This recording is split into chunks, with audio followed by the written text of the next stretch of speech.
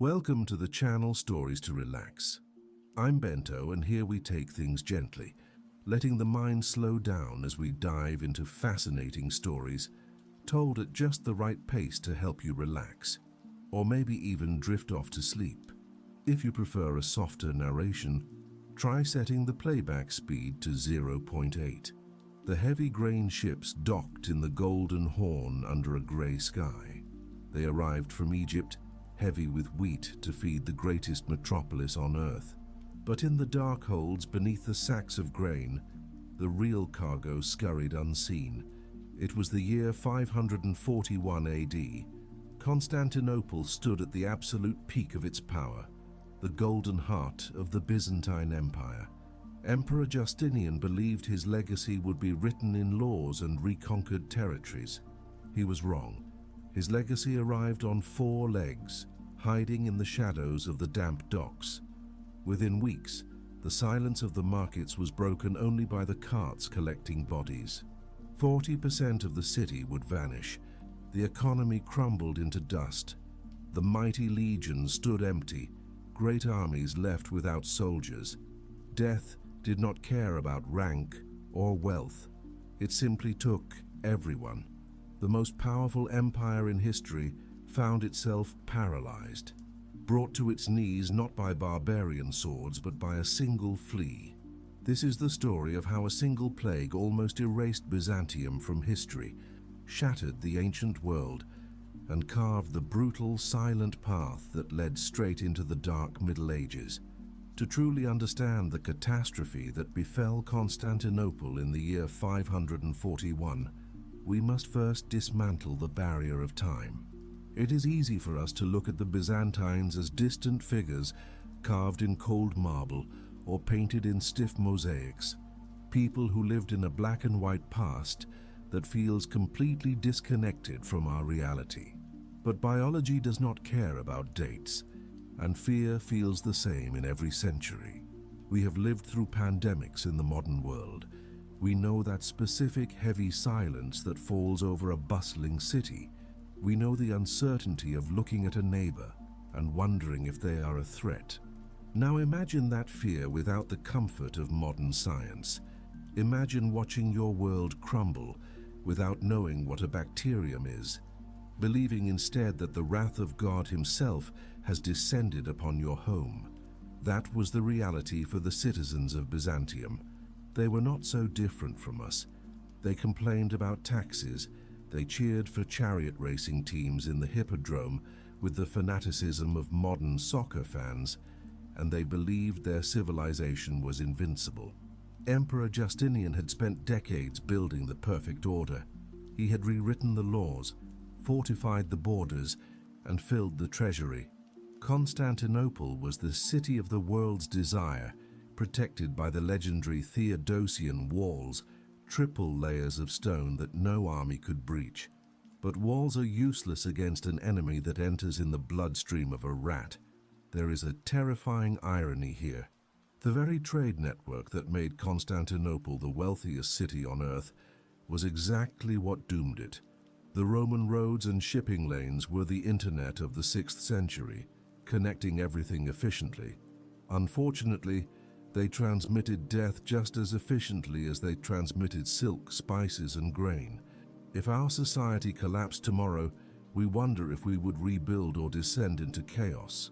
Byzantium faced that exact test.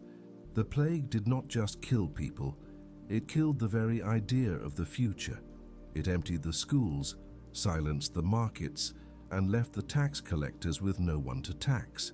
So, how did it begin? It did not start with a thunderclap or a barbarian invasion.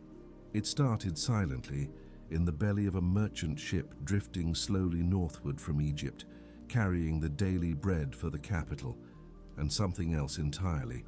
To understand how the end of the world arrived in Constantinople, we first have to travel south, far away from the marble palaces and the cool breezes of the Bosphorus. We have to go down to the sweating, dusty, chaotic port of Pelusium on the eastern edge of the Nile Delta in Egypt. It was here in the year 541, amidst the shouting of dock workers and the smell of drying fish that the destiny of the Roman Empire was effectively sealed.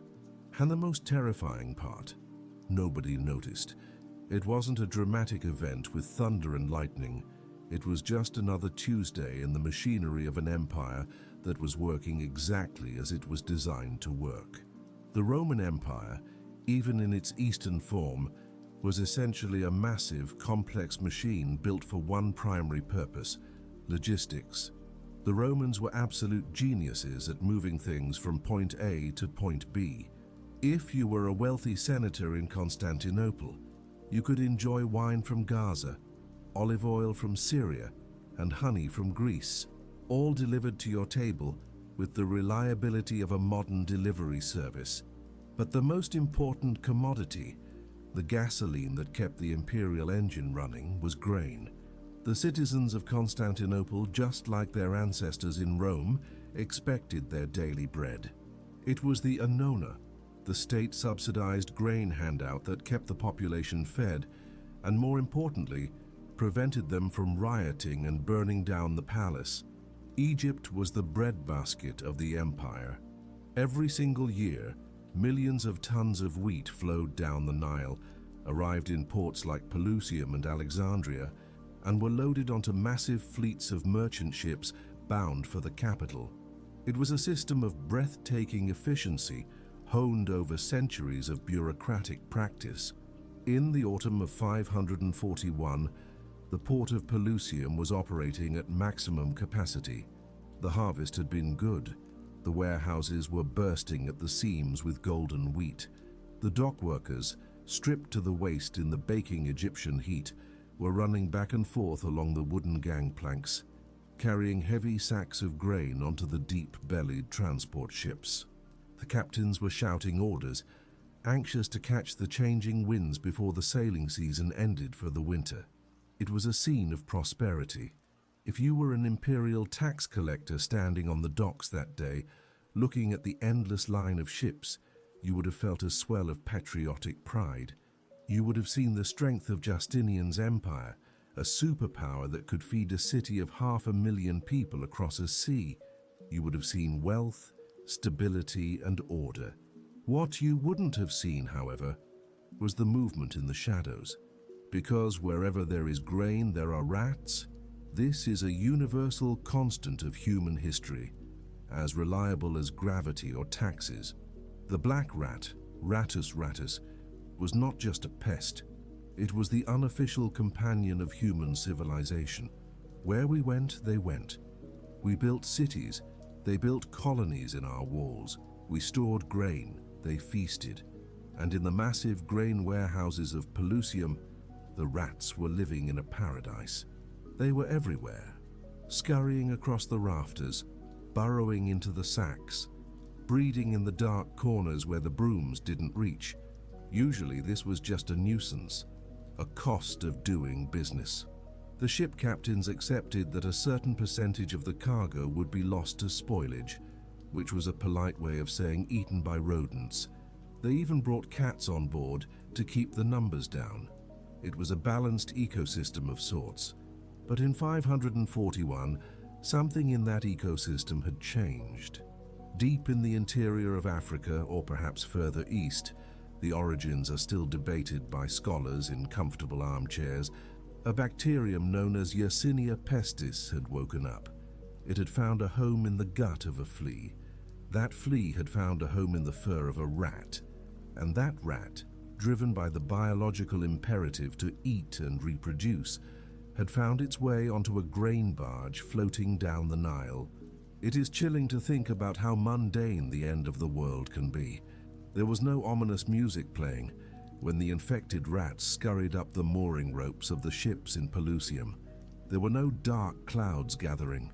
The sun was shining. The water lapped gently against the hulls.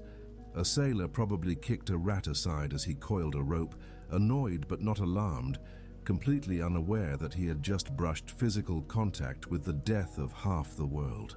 Let's follow one specific ship to understand the scale of this tragedy. Let's call her the Fortuna. She was a standard grain freighter, broad and sturdy. designed for capacity rather than speed.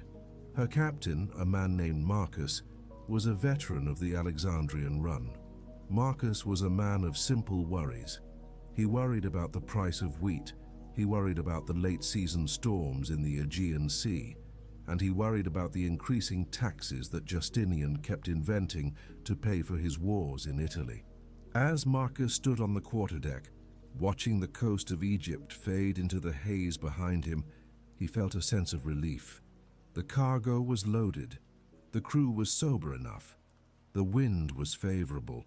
In his mind, the dangerous part of the journey was the sea itself, the waves, the shoals, the potential for pirates near the Lycian coast. He checked the sky, looking for the telltale wisps of cirrus clouds that might signal a changing weather front. He shouted orders to trim the sail. He was a good captain. He was vigilant, but his vigilance was directed entirely at the wrong enemy. Below his feet, in the dark, warm, humid hold of the Fortuna, the real journey was beginning. The ship was carrying hundreds of tons of grain, but it was also carrying a colony of perhaps 200 rats, and among them the silence of death was already spreading. The bacterium Yersinia pestis is a brutal organism. When it infects a flea, it blocks the insect's digestive tract. The flea, starving and frantic with hunger, bites repeatedly, regurgitating the bacteria into the wound of its host. The rats on the Fortuna began to die, not all at once, but slowly, one by one. Now, here is the grim mechanics of the situation. As long as the rats were alive, the fleas were content to stay on them. A rat is a warm, furry, mobile home with an all-you-can-eat buffet of blood. But when the host rat dies, its body cools. The blood coagulates. The home becomes uninhabitable. The fleas, driven by temperature sensitivity and starvation, abandon the cold corpse to search for a new source of warmth. On a ship in the middle of the Mediterranean, there are limited options for a new host. For the first week of the voyage, the crew of the Fortuna didn't notice anything unusual. They were busy with the routine of the sea, scrubbing the decks, mending sails, cooking meals of lentils and dried fish. They complained about the work, told jokes about the emperor's wife, and gambled with dice in the evenings. They were suspended in that strange, timeless bubble of a sea voyage where the rest of the world ceases to exist. But then, the ship's cat stopped hunting. The sailors found it curled up in a corner, shivering, lethargic. They thought perhaps it had eaten something bad. A day later, the cat was dead. They tossed it overboard with a shrug. Bad luck, they thought. Sailors are superstitious. Losing the ship's cat was an ill omen, but not a catastrophe. Then the rats started coming out during the day. This was strange. Rats are nocturnal, secretive creatures. To see them stumbling across the open deck in the bright sunlight, disoriented and sluggish, was unnatural. It went against the order of things. One of the younger sailors, a boy from Crete, laughed and kicked a dying rat into the sea. "They're jumping ship," he joked. "They know the food is terrible." The others laughed. It was good to have something to laugh about. The sea was calm. The wind was pushing them steadily northward past the island of Rhodes. They were making excellent time. They calculated their shares of the profit. Captain Marcus was already planning what he would buy his wife when they reached Constantinople. The irony is sharp enough to cut. These men were sailing on a wooden box across a deep blue abyss, completely dependent on each other for survival against the elements. They knew how to read the stars, how to smell rain in the wind, how to navigate by the flight of birds. They possessed the accumulated nautical wisdom of 1,000 years of Mediterranean sailing, and yet they were helpless. They were trapped in a wooden cage with a biological weapon that was primed to detonate. It was somewhere near the island of Chios that the first sailor fell ill. It started with a headache, a pounding, throbbing pain that made the sunlight unbearable. Then came the fever, not a mild fever, but a burning furnace that made the man shiver violently, even wrapped in 3 wool blankets. Captain Marcus assumed it was malaria, or perhaps camp fever, common enough among sailors who drank bad water. He ordered the man to rest below decks. This was a fatal mistake, though Marcus couldn't have known it. Below decks was where the fleas were migrating. The man died 2 days later, screaming in delirium about black demons eating his blood. When they prepared his body for burial at sea, they noticed the swellings in the groin, in the armpits, on the neck, lumps the size of eggs, hard and black, buboes. They had never seen anything like it. It looked as if the body was rebelling against itself, pushing its insides out. They threw him into the sea quickly, muttering prayers to Poseidon and Christ, hoping the salt water would wash away whatever curse he had brought on board. But you cannot wash away biology. The fleas were already finding new hosts. The Fortuna sailed on.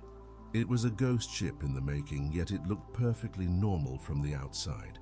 If you were a fisherman off the coast of Troy watching it pass, you would have seen a majestic vessel with white sails billowing, cutting through the waves with purpose. You might have waved. You might have wished them a safe journey. You wouldn't have known that you were waving at the angel of death. By the time the Fortuna approached the Hellespont, the gateway to the Sea of Marmara and Constantinople, 3 more crew members were dead. Captain Marcus was struggling to keep the ship running. He was short-handed, and the remaining men were terrified. They whispered about a curse from Egypt. They looked at each other with suspicion. Every cough, every stumble, every bead of sweat was scrutinized with paranoia. Marcus himself felt a dull ache in his groin. He ignored it. He was the captain. He didn't have time to be sick. He had a deadline. The winds were tricky in the Hellespont, requiring constant adjustments to the steering oars. He focused on the job. He forced himself to stand straight, to bark orders, to be the pillar of strength his men needed. He told himself it was just fatigue. He told himself the swelling was just a strained muscle from the heavy lifting. The capacity for human denial is truly the strongest force in nature. Finally, the skyline of Constantinople appeared on the horizon. It was a breathtaking sight. The golden domes of the churches reflected the morning sun. The great Theodosian walls stretched like a belt of stone protecting the city. The hippodrome, the great palace, the bustling forums. It was the center of the world, the new Rome. To the weary, terrified sailors of the Fortuna, it looked like salvation. They thought that if they could just reach the dock, just get off this cursed ship, they would be safe. In the city, there were doctors, there were priests, there were hospitals built by the pious Emperor Justinian, there was civilization. They believed that the horror on their ship was a localized event, something contained within the wooden planks of the hull. They guided the ship into the Golden Horn, the magnificent natural harbor that shaped the city. The port officials, busy with their clipboards and tax ledgers, waved them into a berth. Ropes were thrown. The ship was secured. The gangplanks were lowered. The irony reached its crescendo in that moment. The arrival of the Fortuna was welcomed. The city needed that grain. The bakers were waiting for it. The poor were waiting for it. The emperor needed it to maintain his popularity. The dock workers surged forward to begin unloading, cheering the arrival of fresh supplies. Captain Marcus stumbled down the gangplank. He was pale, sweating profusely, his movements jerky and uncoordinated. An official asked him for the manifest.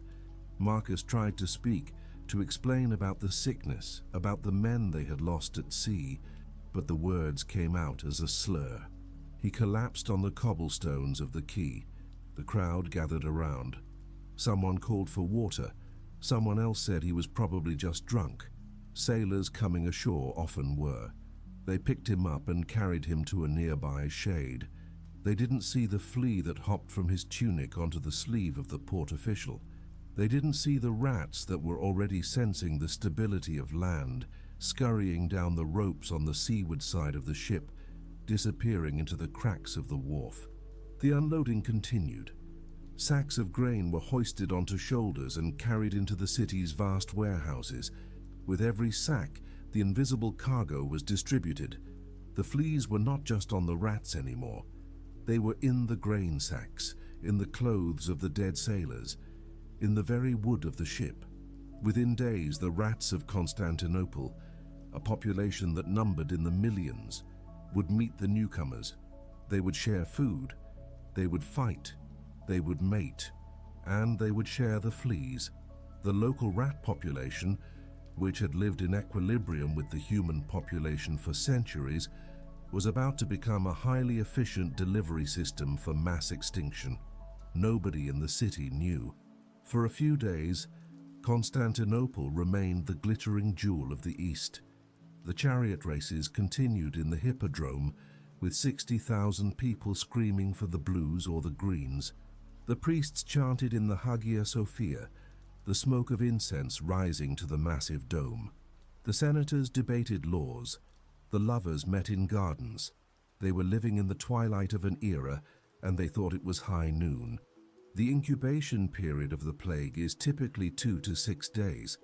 That is the window of grace, the calm before the storm. During those days, the Fortuna was just one of dozens of ships that arrived. The grain from its hold was mixed with grain from other ships. It was milled into flour. It was baked into bread.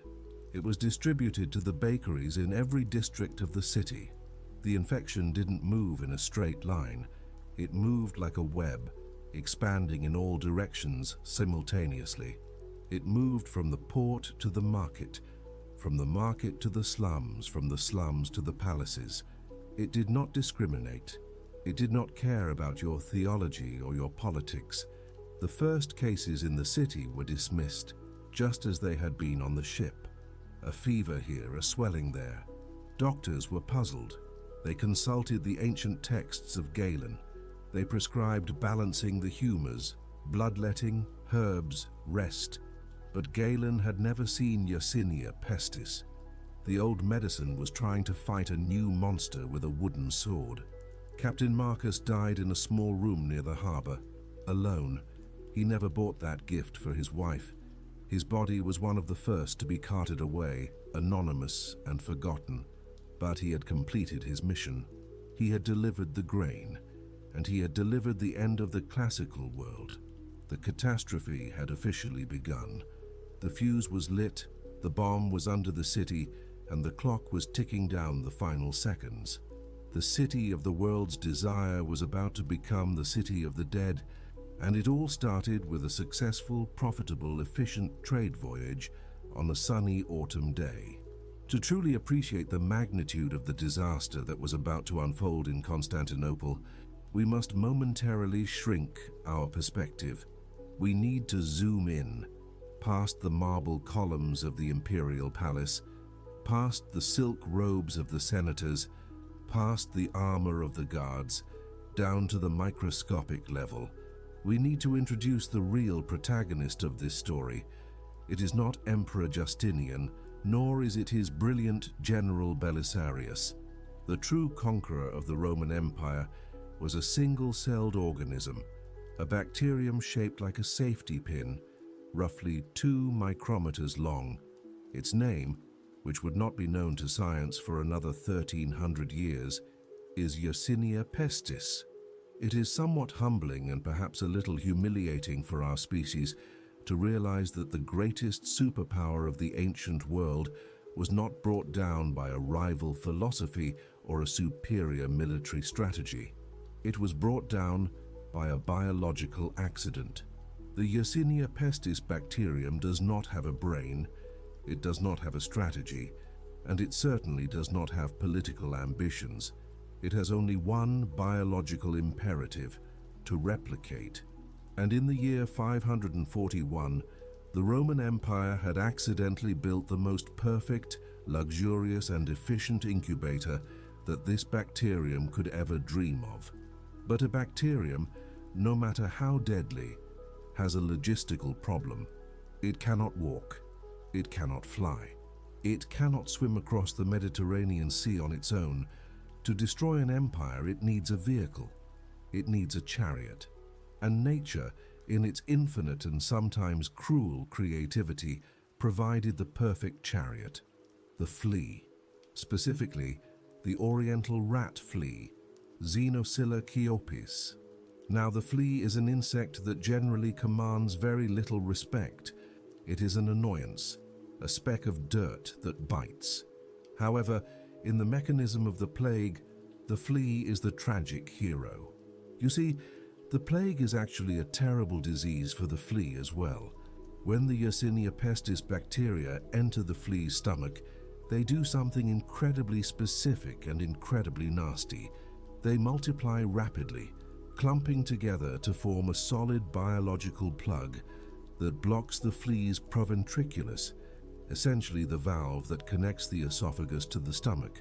This is where the horror begins. The flea becomes ravenously hungry because no blood can actually reach its stomach to be digested.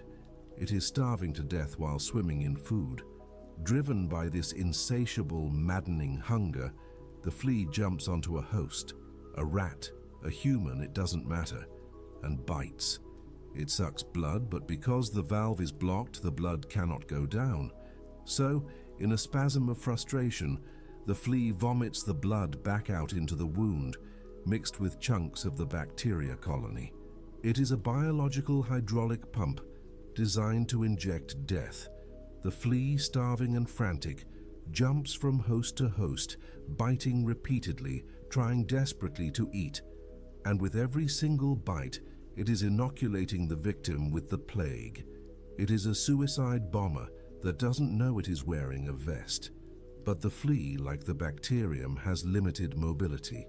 It can jump, certainly, an impressive distance for its size, but it cannot cross an ocean. For that, it needs a ship.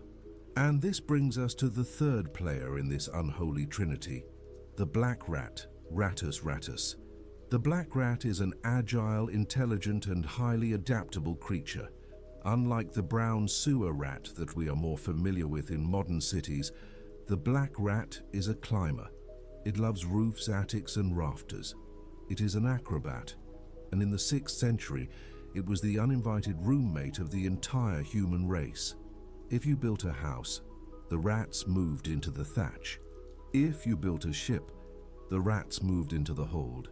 If you built a granary, the rats moved in and treated it like a 5-star all-inclusive resort. The relationship between the Roman Empire and the rat was intimate, though entirely one-sided. The Romans built paved roads. The rats used them to travel between cities. The Romans built massive grain silos. The rats used them as breeding grounds. The Romans built ships to connect the continents. The rats used them to colonize the world. In a way, the rat was the ultimate beneficiary of the Pax Romana. The peace and stability of the empire were great for trade, but they were absolutely fantastic for rodents. In Constantinople, the infrastructure was specifically designed to support a massive population of rats, although that was obviously not the intention of the architects. The city relied on grain imported from Egypt to feed its 500,000 citizens. This grain was stored in gigantic cavernous warehouses located near the harbor. These warehouses were dark, they were dry, and they were filled with literally tons of food. For a colony of rats, this was not just a home, it was a utopia. When the infected ships from Egypt, like the Fortuna we observed in the previous chapter, docked at the Golden Horn, the local rats were there to greet them. The transmission was silent and invisible. An infected rat from the ship might scurry down a rope and vanish into the darkness of the wharf. Or perhaps it would die on the ship, and its fleas, sensing the drop in body temperature, would hop onto the clothes of a stevedore carrying a sack of grain. Or maybe the fleas would simply jump from a ship rat to a local rat during a territorial skirmish. The mathematics of the spread were exponential. One infected rat could carry dozens of fleas. Each flea could infect multiple new hosts. And rats breed with a speed that is frankly alarming. A pair of rats can produce hundreds of descendants in a single year. In the crowded, food-rich environment of Constantinople's waterfront, the population density of rodents was staggering. For the first few weeks after the arrival of the plague, the battle was fought entirely underground and in the shadows. It was a war between the rats. The local rat population began to die off in massive numbers. If the citizens of Constantinople had been paying close attention, they might have noticed the signs. They might have seen more dead rats in the gutters than usual. They might have noticed a strange smell in the grain warehouses. But people in the ancient world were accustomed to a certain level of grime and mortality. A dead rat was not a headline event. It was just Tuesday. Furthermore, the architecture of Constantinople facilitated the invasion. The city was a maze of wooden structures, shared walls and underground cisterns. The rats moved through the city like a shadow army, utilizing the very infrastructure that kept the city alive. They ran along the aqueducts. They climbed the vines on the terraced houses. They burrowed into the straw mattresses of the poor and the silk storerooms of the rich. There is a dark humor in how we humans construct our defenses. Justinian had spent a fortune maintaining the Theodosian walls to keep out the Huns, the Persians, and the Goths. He had an army of guards checking passports and papers at the Golden Gate, but the real enemy simply walked right past the guards, carried in a grain sack or scurried through a drain pipe. The most expensive fortification in human history was rendered completely useless by an insect the size of a sesame seed. As the rat population began to crash, the fleas faced a crisis. Their hosts were dying. The homes were becoming cold. And here lies the critical turning point in the plague cycle, the spillover. When the preferred host, the rat, is gone, the flea must settle for the alternative host. The alternative host is much larger, has much less hair, and generally complains a lot more. The alternative host is the human being. It started in the harbor districts. It makes sense, of course, as that was ground zero. The dock workers, the sailors, the warehouse managers, and the prostitutes who worked the taverns near the water were the first to be bitten. A flea bite is a small thing, a tiny itch. You scratch it, you curse the bugs, and you go back to work. You don't realize that a biological clock has just started ticking in your lymphatic system. The bacteria, once injected into the human bloodstream, travel to the nearest lymph node. In the human body, the lymph nodes act as security checkpoints, filtering out impurities. The bacteria arrive there and essentially storm the checkpoint. They multiply with terrifying speed. The lymph node swells, filling with pus and blood as the body tries desperately to contain the infection. This swelling is the bubo, from the Greek word bubon, meaning groin. This is the signature of the bubonic plague. For the people of Constantinople, the transition from rat problem to human catastrophe happened with shocking speed. One day the markets were full. The next, there were rumors of a sickness down by the docks. People whispered that the grain from Egypt was cursed. They said the sailors had brought bad spirits. But the biology of the plague does not allow for a slow realization. It hits like a tsunami. The incubation period ends, and suddenly, hundreds of people fall ill simultaneously. The first sign was often a sudden shivering cold, followed by a fever that seemed to boil the brain. Then came the pain, excruciating, tearing pain in the groin, armpits, or neck as the buboes formed. These were not small swellings. They could grow to the size of an orange, turning black and purple as the tissue died. And the tragedy of the transmission continued. In the cramped apartment blocks of the city, known as insulae, families slept together in single rooms for warmth. If a flea was brought into the home on a cloak or a sack of flour, it had a buffet of victims. The plague moved from the father who worked at the docks to the mother who baked the bread, to the children playing on the floor. It is important to remember that the people of the 6th century had absolutely no concept of germ theory. They did not know what a bacterium was. To them, this was not a biological event. It was a theological one. When your neighbor suddenly develops black boils and dies screaming in delirium, you don't look for a flea, you look for a sin. What did we do to anger God? Was it the monophysite heretics? Was it the taxes? Was it the emperor's pride? The priests lit incense, which ironically might have helped slightly if the smoke drove away some insects. But the gatherings in the churches only brought more people together, providing more warmth and more targets for the desperate jumping fleas. The very act of seeking salvation accelerated the destruction. Meanwhile, the Yersinia pestis continued its conquest. It had hijacked the cellular machinery of the rat, then the hydraulic mechanics of the flea, and now it was dismantling the complex social machinery of the Roman Empire. It disrupted the trade routes because sailors were dead. It disrupted the economy because buyers were dead. It disrupted the army because soldiers were dead. The city of Constantinople, a marvel of engineering and art, a city of 500,000 souls, was about to become a prison. The walls that were built to keep enemies out now served to keep the horror in. The gates were not closed yet, but soon there would be no one left to guard them. The invasion was complete. The invisible cargo had been unloaded, distributed, and consumed. The rats had done their part. The fleas were doing their part. Now it was humanity's turn to play its role in the tragedy. The stage was set for the nightmare to emerge from the shadows of the docks and walk boldly into the throne room of the emperor himself. If you could take a time machine back to the year 540, just a few months before the calamity struck, and you managed to sneak into the great palace of Constantinople, you would likely find Emperor Justinian awake. Legend says he never slept. His courtiers, with a mix of admiration and exhaustion, called him the sleepless emperor. While the rest of the city snored under the watchful eye of the guards, Justinian would be sitting in his private study, surrounded by stacks of parchment, staring at maps by the flickering light of oil lamps. He was not a man who looked particularly imperial.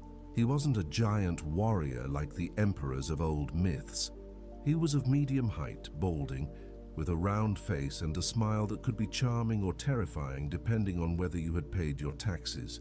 But behind those eyes was a mind that functioned like a relentless high-speed machine. Justinian was a workaholic in an era that didn't have a word for it. He didn't just want to rule the Roman Empire, he wanted to fix it. He wanted to take the broken, fragmented, chaotic world he had inherited and hammer it back into a shape of perfect order. And the tragic, bitter irony is that he was actually succeeding. To understand the sheer magnitude of what was about to be lost, we have to look at the world through Justinian's eyes in that specific moment. It was the absolute zenith of his reign. It was the mission accomplished moment. If Justinian had died in his sleep in early 541, history would remember him as perhaps the greatest, most successful Roman emperor of all time. He would be the man who did the impossible. Consider his situation. For decades, the Roman Empire had been a shadow of its former self. The western half, Italy, Spain, North Africa, the very heartland of Rome itself, had been lost to barbarian kingdoms. The Vandals held Carthage. The Goths held Rome. To a Roman patriot like Justinian, this was not just a geopolitical loss. It was a spiritual offense. It was a cosmic wrong that needed to be righted, and he had righted it. Justinian had a secret weapon, or rather two of them. The first was his wife, Empress Theodora. If Justinian was the brain of the empire, Theodora was its spine. She was a former actress, which in polite Byzantine society was a euphemism for a sex worker, who had risen to become the most powerful woman in the world. She was brilliant, ruthless, and absolutely fearless. When mobs had burned half the city down during the Nika riots a decade earlier, and Justinian was packing his bags to flee, it was Theodora who told him that purple makes a fine burial shroud. She shamed him into staying, fighting and winning. They were a power couple that makes modern political dynasties look like amateurs. His second secret weapon was Belisarius, a general so talented that he practically glows in the history books. Belisarius was the kind of general who could conquer a kingdom with a handful of soldiers and a clever idea. In a stunningly short campaign, Belisarius had sailed to North Africa and dismantled the Vandal kingdom, returning the wealthy province to Roman control. Then he had crossed into Italy. He had taken Naples, he had taken Rome. By 540, the Goths were surrendering. Ravenna, the capital of the West, had fallen. Justinian sat in his study, looking at the map, and he saw the Mediterranean turning into a Roman lake once again. The grain of Africa, the wine of Italy, the silk of the East, it was all flowing back to the center. He had reunited the severed halves of the ancient world. The Restauratio Imperii, the restoration of the empire, was not just a slogan, it was a reality drawn on the map in ink that was still wet. But Justinian's dream wasn't just about conquest. He was, at his core, a bureaucrat. He believed that the world was messy because the rules weren't clear enough, so he had done something even more ambitious than conquering Italy. He had conquered the law. For 1,000 years, Roman law had been accumulating like junk in an attic. There were millions of contradictory statutes, obscure decrees from long-dead emperors, and local customs that made no sense. It was a lawyer's paradise and a citizen's nightmare. Justinian ordered a massive cleanup. He gathered the smartest legal minds and told them to rewrite everything. The result was the Corpus Juris Civilis, the body of civil law. It is hard to make legal reform sound sexy or exciting, but consider this. The code that Justinian wrote in that palace is the foundation of almost every legal system in the Western world today.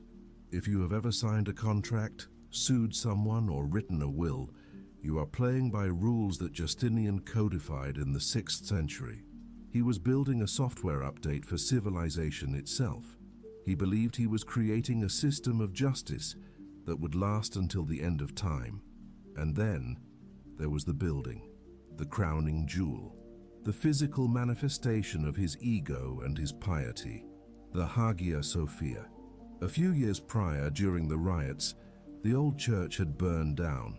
Justinian didn't just want to rebuild it, he wanted to build something that would make the pyramids look like a stack of blocks. He hired 2 mathematicians, Anthemius of Tralles and Isidore of Miletus, and gave them a blank check. The result was a building that defied the laws of physics. The dome of the Hagia Sophia was so massive and supported by such delicate piers that people said it looked like it was suspended from heaven by a golden chain. When Justinian entered the finished cathedral for the first time, he walked to the center, looked up at the glittering gold mosaics and the impossible floating dome, and whispered, "Solomon, I have surpassed thee." It wasn't just arrogance, it was a statement of fact. He had built the largest interior space in the world. He had built a church that would stand for 1,000 years. In the year 541, the Hagia Sophia was brand new. The marble was gleaming white, the gold was untarnished, and the smell of fresh mortar still lingered in the air. It was the center of the world, the navel of the universe, and Justinian was its guardian. So, here we have the picture of the emperor at his peak. He has the law, he has the church, he has the army, he has the wealth. The treasury was filling up again after the wars. The eternal peace had been signed with the Persian Empire to the east, although, spoiler alert, eternal in politics usually means about 5 years. The weather had been good. The harvests were bountiful. Justinian must have felt that God was clearly on his side. After all, you don't achieve all of this by accident. In the Byzantine worldview, success was proof of divine favor. If you won the war, God liked you. If you built the big church and the dome didn't collapse, God was pleased. Justinian looked at his life's work and saw a divine stamp of approval. He was planning for the next century. He was drafting laws about inheritance that would affect generations not yet born. He was planning new administrative districts for the reconquered Italy. He was worrying about the theological debates between the Orthodox and the Monophysites, convinced that if he could just find the right wording, he could unite the church forever.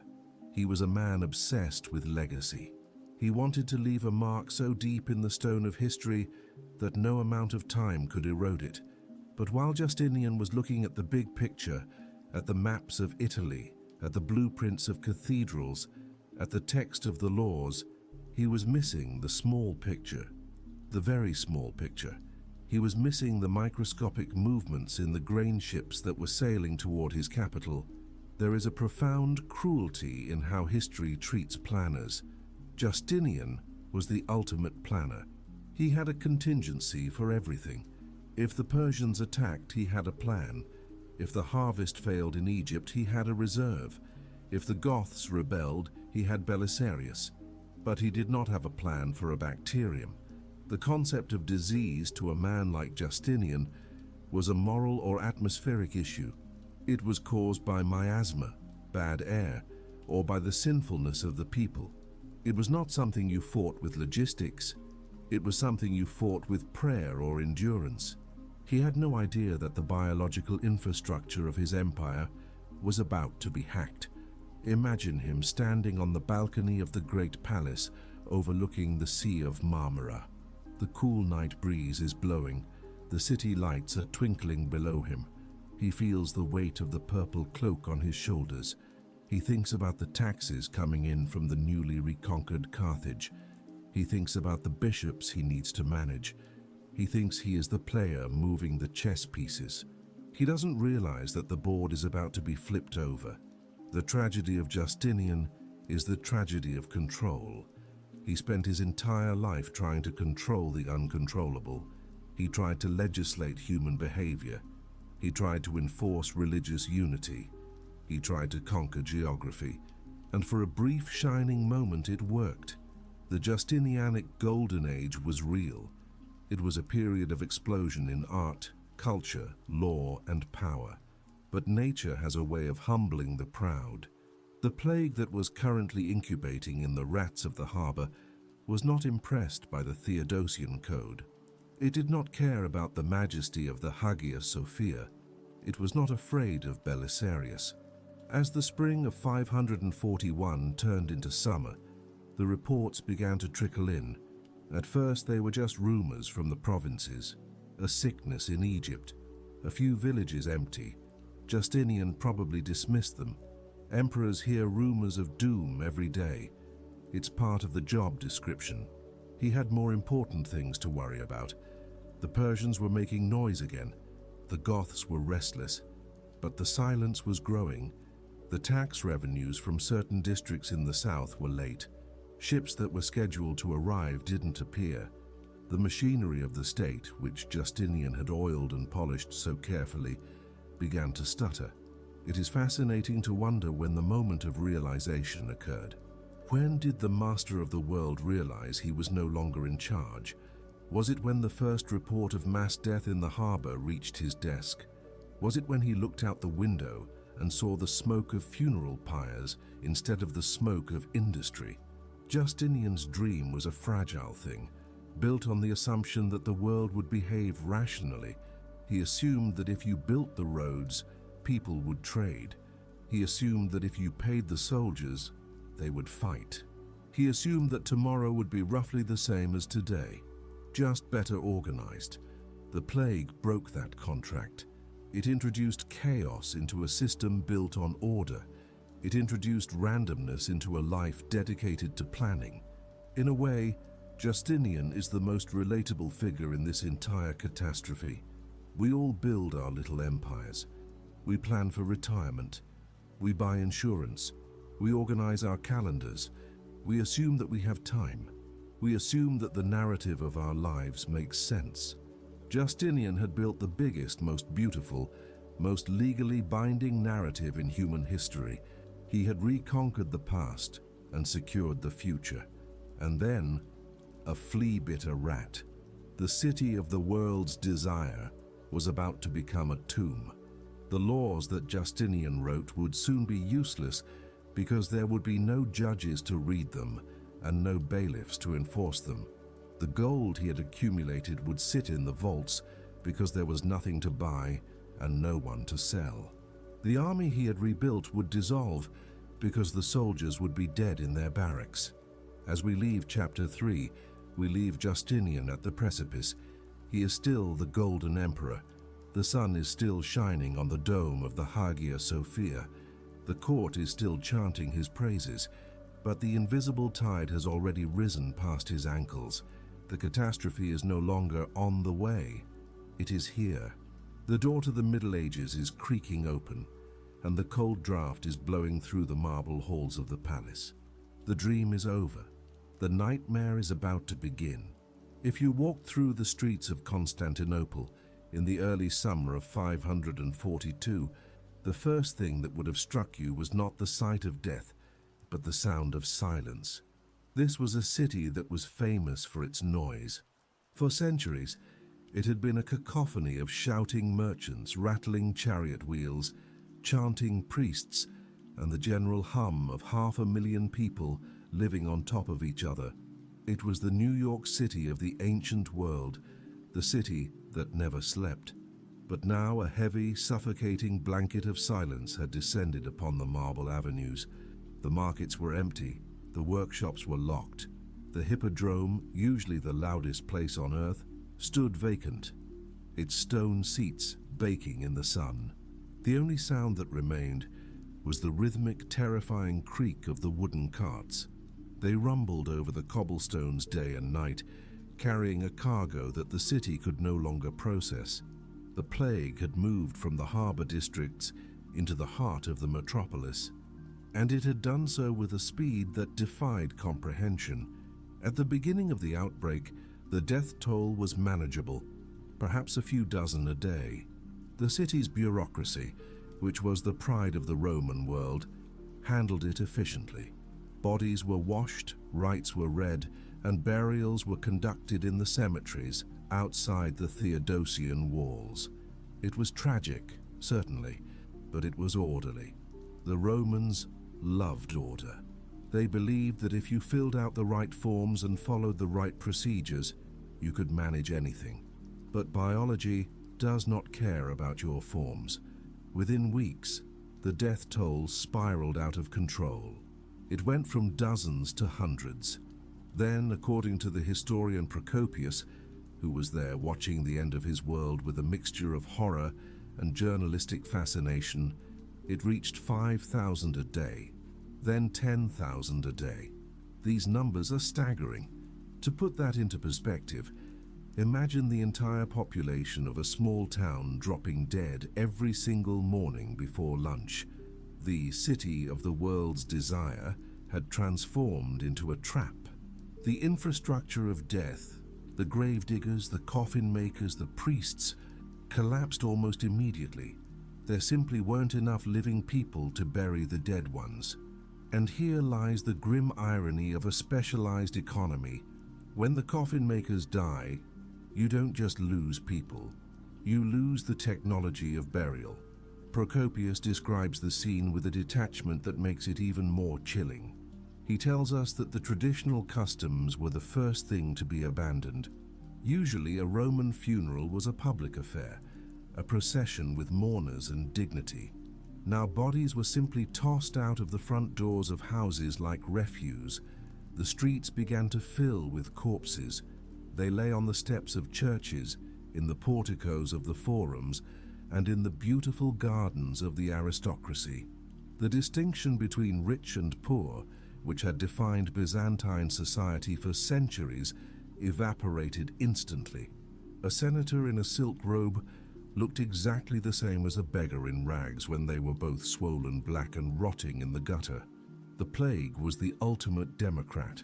The smell must have been indescribable. In the heat of the Mediterranean summer, thousands of bodies decomposing in the open air created a miasma that hung over the city like a toxic fog. It was a physical weight in the air. People walked with cloths pressed to their faces, soaked in vinegar or perfume, trying desperately to filter out the scent of their own civilization rotting away. Emperor Justinian, locked in his palace, was not immune to the panic, but he tried to maintain the illusion of control. He was an emperor who believed he could solve problems by throwing money and administration at them. So, he appointed a specialized official, a referendarius named Theodore, to handle the crisis. He gave Theodore a massive budget and essentially said, "Clean this up." It was the ultimate bureaucratic assignment. Task: dispose of the entire population. Budget: unlimited. Theodore tried. You have to give him credit for his ingenuity in the face of the apocalypse. When the cemeteries were full, he ordered his men to dig massive trenches in the fields outside the city. They worked in shifts, digging long, deep scars into the earth. The bodies were brought in by the cartload and tossed in. Procopius tells us they were packed like layers of ballast in a ship. But soon even the trenches were full. The land outside the walls was becoming a sea of freshly turned earth, and still the carts kept coming. Then Theodore made a decision that sounds like something out of a horror movie script. He looked across the Golden Horn to the suburb of Sykai, modern-day Galata. There stood the massive fortified towers that were part of the city's defense system. Theodore had the roofs torn off these towers. He then ordered the bodies to be carried up and thrown inside, filling the stone shafts from the bottom up. Imagine the scene. The soldiers and slaves, their faces wrapped in cloth, carrying the limp, blackened bodies up the stairs and tossing them into the darkness of the tower. They filled them until the corpses were spilling over the top, pressed together in a gruesome, solid mass. Then they put the roofs back on. It was a solution, technically. The bodies were out of sight, but it was a solution that backfired spectacularly. As the bodies decomposed in the heat, the liquid putrefaction began to leak through the stones. The wind shifted and the stench from the towers of the dead drifted across the water and enveloped the entire city. Procopius writes that at that time it was impossible to go anywhere in the city without sensing the stench of death. The air itself had become poison. Inside the houses, the scenes were equally nightmarish. Whole families died together, leaving their homes silent. Sometimes the screams of the delirious echoed through the thin walls. The symptoms of the plague were not just physical, they were psychological. The high fever cooked the brain. Victims would hallucinate. Procopius describes people shouting at invisible enemies, terrified that demons were attacking them. They would run into the streets wild-eyed and naked, shouting that the end of the world had come, and frankly, who could argue with them? Others fell into a deep, comatose slumber. They simply went to sleep and never woke up. In some tragic cases, people were assumed dead and tossed onto the carts while they were still in a coma. One can only hope they didn't wake up before they reached the towers. The economy of the city, the complex web of trade and service that made Constantinople the center of the world, completely evaporated. The bakers died, so there was no bread. The butchers died, so there was no meat. The farmers who lived outside the walls were too terrified to enter the city, so the food supply chain was severed. Constantinople, the city that had fed the world, was now starving. Money became meaningless. You could have a chest full of gold solidi, the strongest currency in the world, and it couldn't buy you a loaf of bread because there was no one to bake it. The elaborate shops along the Mese, the main street, stood open and unguarded. Jewels, silks, spices, All lay there for the taking, but nobody stole them. This is perhaps the most surreal detail of the catastrophe. The crime rate dropped to zero. Thieves and criminals were either dead or too terrified to steal. What is the point of stealing a diamond necklace if you are going to be dead by Thursday? The fear of God, or perhaps just the fear of the infection, paralyzed even the criminal underworld. Procopius notes with a dry, cynical wit that men who in former times had been wicked now appeared to be religious. It is amazing how pious people become when the grim reaper is standing in their living room. The emotional toll on the survivors was devastating. We often talk about PTSD in the context of war, but imagine the collective trauma of a city where every single person has lost almost everyone they know. Parents watch their children die. Children watch their parents die. There was no one to comfort the grieving because everyone was grieving. The social fabric, the networks of friendship, family, and community was torn apart. People isolated themselves, locking their doors, refusing to see anyone. The famous hospitality of the East vanished, replaced by a cold, hard paranoia. And what of the emperor? Justinian, the man who wanted to control everything, finally lost control of his own body. The plague breached the walls of the great palace. The guards, the servants, the courtiers, they fell one by one. And then the unthinkable happened. Justinian himself collapsed. The news must have hit the city like a thunderbolt. The emperor was infected. The buboes appeared on the imperial groin. He fell into the fever. For days, the most powerful man on earth hovered between life and death. The government effectively stopped functioning. The generals and ministers looked at each other in panic. If Justinian died, who would rule? There was no heir. Theodora was powerful, yes, but could she rule alone? The vultures began to circle. But we will get to the political chaos later. For now, focus on the image of the palace. The halls that were once filled with petitioners and diplomats were now silent. The servants moved in whispers, terrified of waking the feverish emperor, or perhaps terrified of catching the sickness themselves. Theodora sat by his bedside, watching the man who was the architect of their shared reality shudder and sweat. She must have realized in those long nights how fragile their power really was. All the armies in Italy, all the gold in the treasury, could not stop the bacteria multiplying in his blood. Outside the palace, the city had entered a state of anarchy, not of violence, but of neglect. The aqueducts continued to flow, but the fountains were choked with debris. The street dogs, once fed by scraps, turned feral and hunted the rats. A small mercy, perhaps, though too little too late. The beautiful mosaics in the churches were illuminated only by the dying light of candles that no one replaced. Procopius gives us a haunting detail about the psychological state of the survivors. He says that people became stupefied.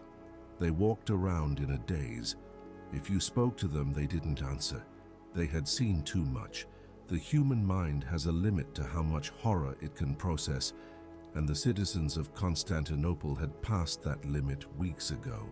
They were zombies, not in the Hollywood sense, but in the spiritual sense. The light had gone out behind their eyes. It is interesting to note the absence of the church in the practical solution of the crisis. The church was everywhere in Byzantium. It was the state religion, the heart of public life. But the priests were dying just as fast as the sinners. The monasteries, with their communal living, became death traps. The prayers, the litanies, the processions, none of it worked. This must have caused a profound crisis of faith.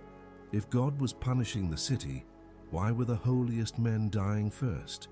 Why was the Hagia Sophia spared from destruction while the faithful inside it perished? The plague didn't just kill bodies, it killed certainty. As the weeks dragged on, the nature of the crisis shifted from acute horror to a dull, grinding misery. The initial panic of "we are all going to die" was replaced by the grim reality of We are still alive, but everything is broken. The survivors had to deal with the cleanup, and this was a task of Herculean proportions. The city had to be purged. The survivors, weak and traumatized, had to drag the remaining bodies out of the houses. They had to scrub the blood from the floors. They had to burn the infected bedding. The smoke of bonfires rose from every street corner, adding the smell of burning wool to the smell of decay. The loss of expertise was catastrophic. It wasn't just that people died, it was which people died. The master craftsmen, the experienced accountants, the veteran soldiers, the teachers. The institutional memory of the empire was being wiped out. You can't replace a master stone carver with a fresh recruit. You can't replace a general with 20 years of experience overnight. The plague lobotomized the empire. It erased the collective knowledge of a generation. One of the most chilling aspects of Procopius's account is his description of the ghost ships. These were merchant vessels whose entire crews had died at sea or in the harbor. They drifted aimlessly in the Golden Horn and the Bosphorus, pushed by the wind and currents. Imagine standing on the sea walls and watching a fully rigged ship drift past, silent, its decks empty, a floating tomb wandering the waters. It was a visual metaphor for the state of the empire itself, a magnificent vessel with no one at the helm, drifting toward the rocks. By the time the summer heat began to fade, the ferocity of the plague began to wane, not because it was defeated, but because it ran out of fuel. It had burned through the population like a forest fire. Everyone who was susceptible was either dead or had survived and gained immunity. The curve flattened, not by policy, but by natural exhaustion. But the city that emerged from the nightmare was unrecognizable. The population had been nearly halved. The streets were quiet. The economy was in ruins, the army was a skeleton force, and the emperor, who had miraculously survived, one of the few lucky ones, woke up to a world that was broken. He woke up to find that his tax base was gone. He woke up to find that his recruits were dead. He woke up to find that the golden age he had built was tarnished and cracked. The psychological scars on Justinian were deep. Some historians say he was never the same again. The energetic, optimistic planner was gone, replaced by a darker, more paranoid, more theological man. He had looked into the abyss, and the abyss had almost taken him. The paralysis of Constantinople was not just a local tragedy. It was a geopolitical earthquake. The reverberations were felt in Persia, in Italy, in Africa. The enemies of Rome, who had been trembling at the sound of Belisarius's marching boots, now looked at the silent walls of Constantinople and saw an opportunity. They saw a wounded giant bleeding and staggering. The city of the dead eventually began to breathe again. Markets reopened tentatively. People ventured out. But the energy was different. The optimism was gone. The shadow of the plague would hang over the city for generations. They had seen the fragility of their civilization. They knew now that the walls could stop an army, but they couldn't stop the wind. They knew that their gold couldn't bribe death. As we conclude this chapter, we leave the citizens of Constantinople in the wreckage of their lives. They are sweeping the dust from the streets. They are counting the empty chairs at their tables. They are trying to remember how to be normal, but the damage is done. The foundations of the medieval world have been laid, not with stone, but with graves. The classical world of order, logic, and light has been dealt a mortal wound.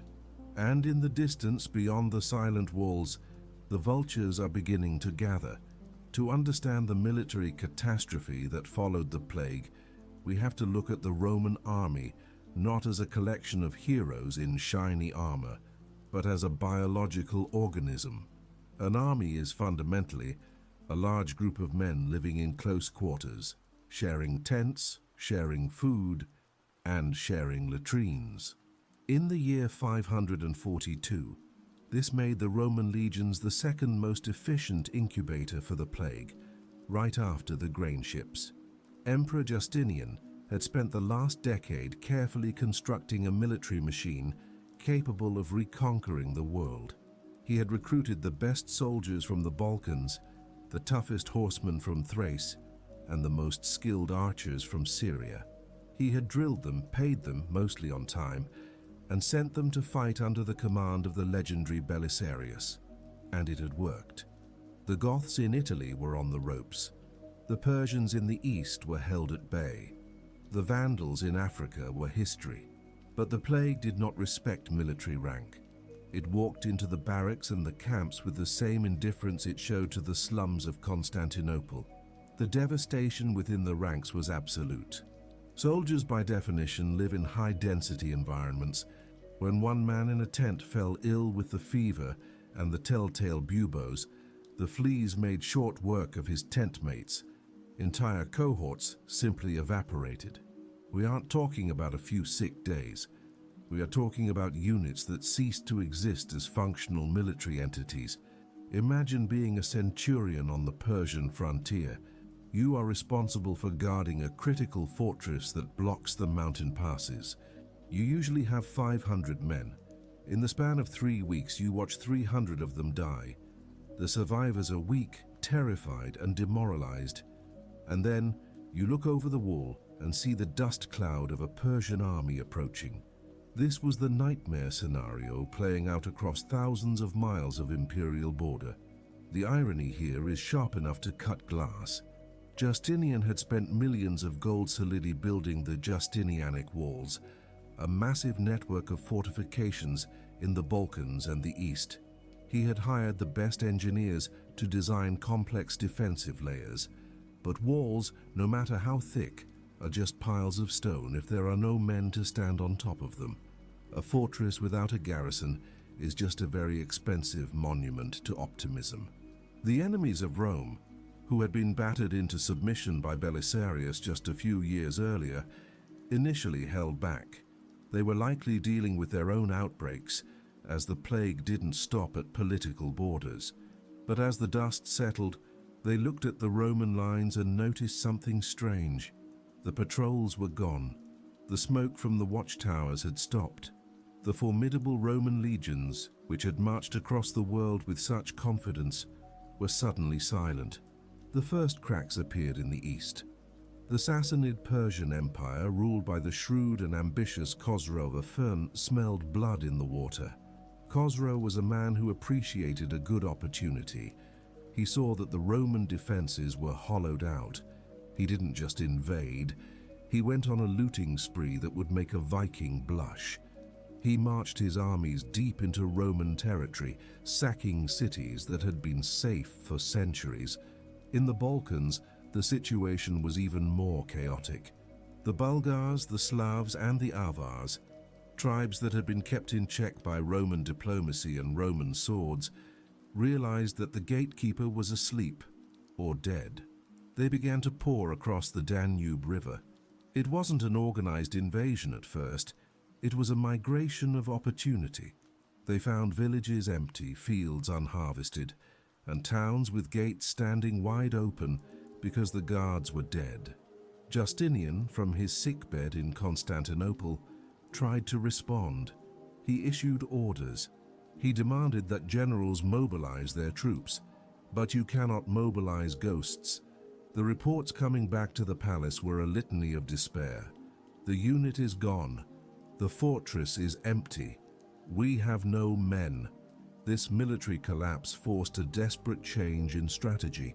Since Justinian couldn't fight the invaders with soldiers, he had to fight them with gold. He began to pay massive tributes to the barbarians to go away. It was a humiliation.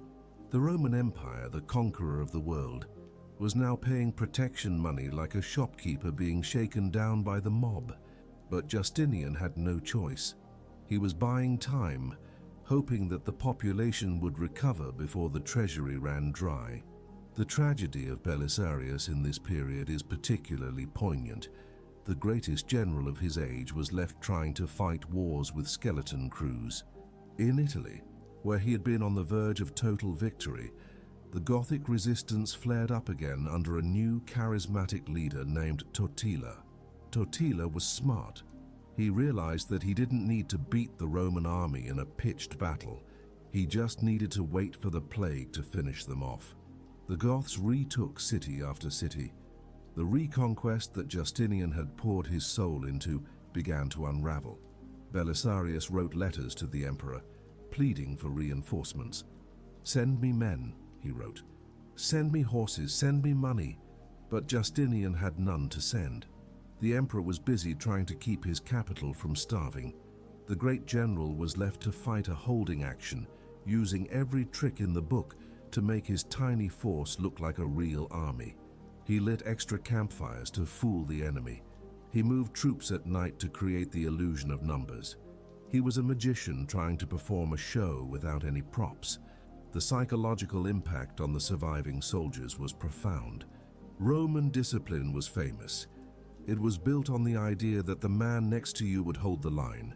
But when the man next to you dies vomiting blood, that trust is shattered. Desertion became a massive problem. Why stay and die for an emperor who can't pay you and a god who seems to hate you? Many soldiers simply walked away, taking their swords and their training with them, becoming bandits or mercenaries.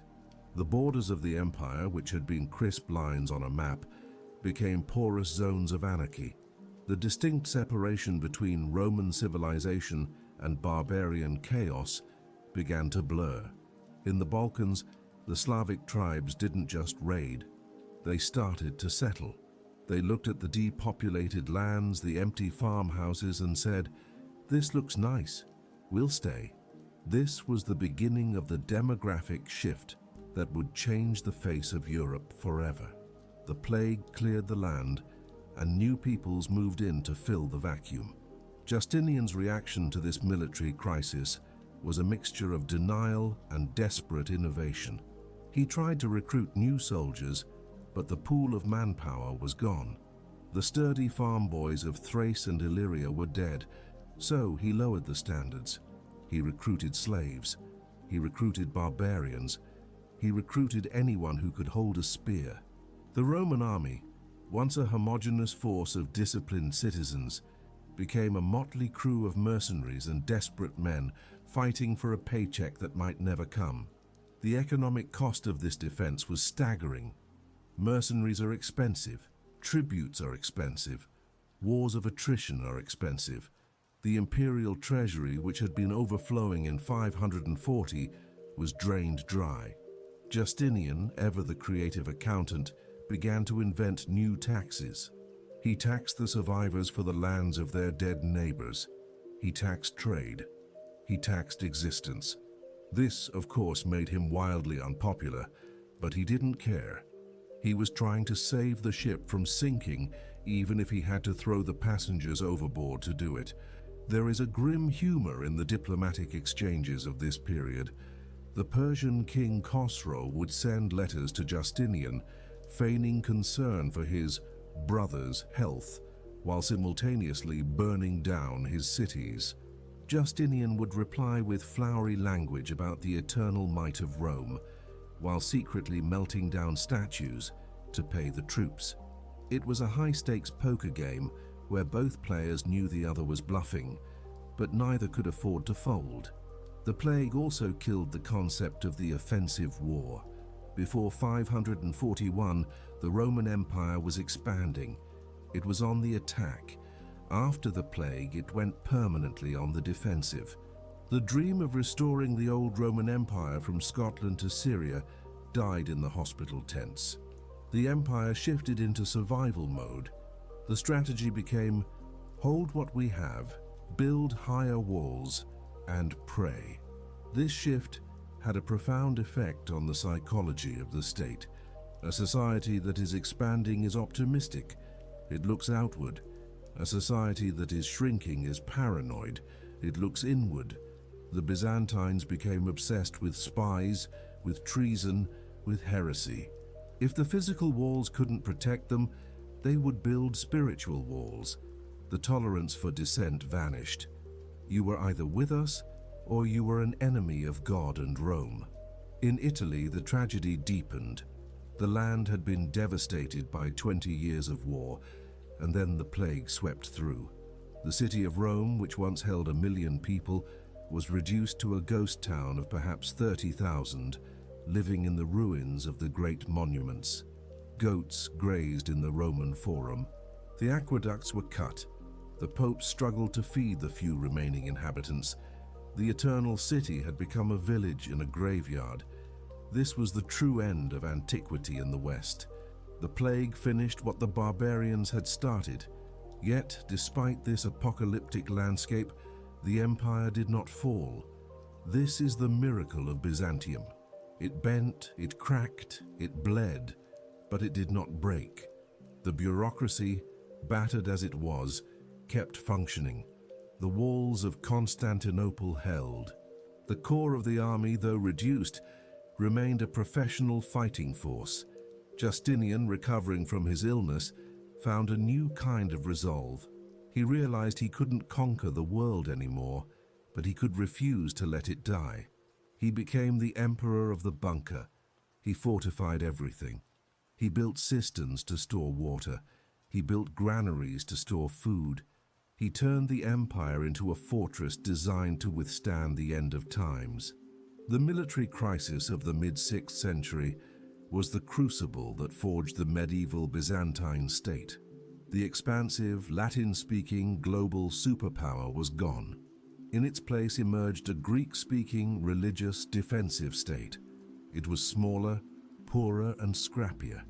It was like a boxer who has taken a severe beating, lost an eye and a few teeth, but refuses to stay down. As the years passed, the acute phase of the military crisis stabilized into a chronic condition. The wars on the frontiers became a forever war. Every summer, the Persians would raid. Every summer, the Slavs would push a little further south. Every summer, the Romans would march out to meet them, trading blood for time. The soldiers who fought in these wars were different from the legionaries of Caesar or Trajan. They didn't fight for glory or conquest.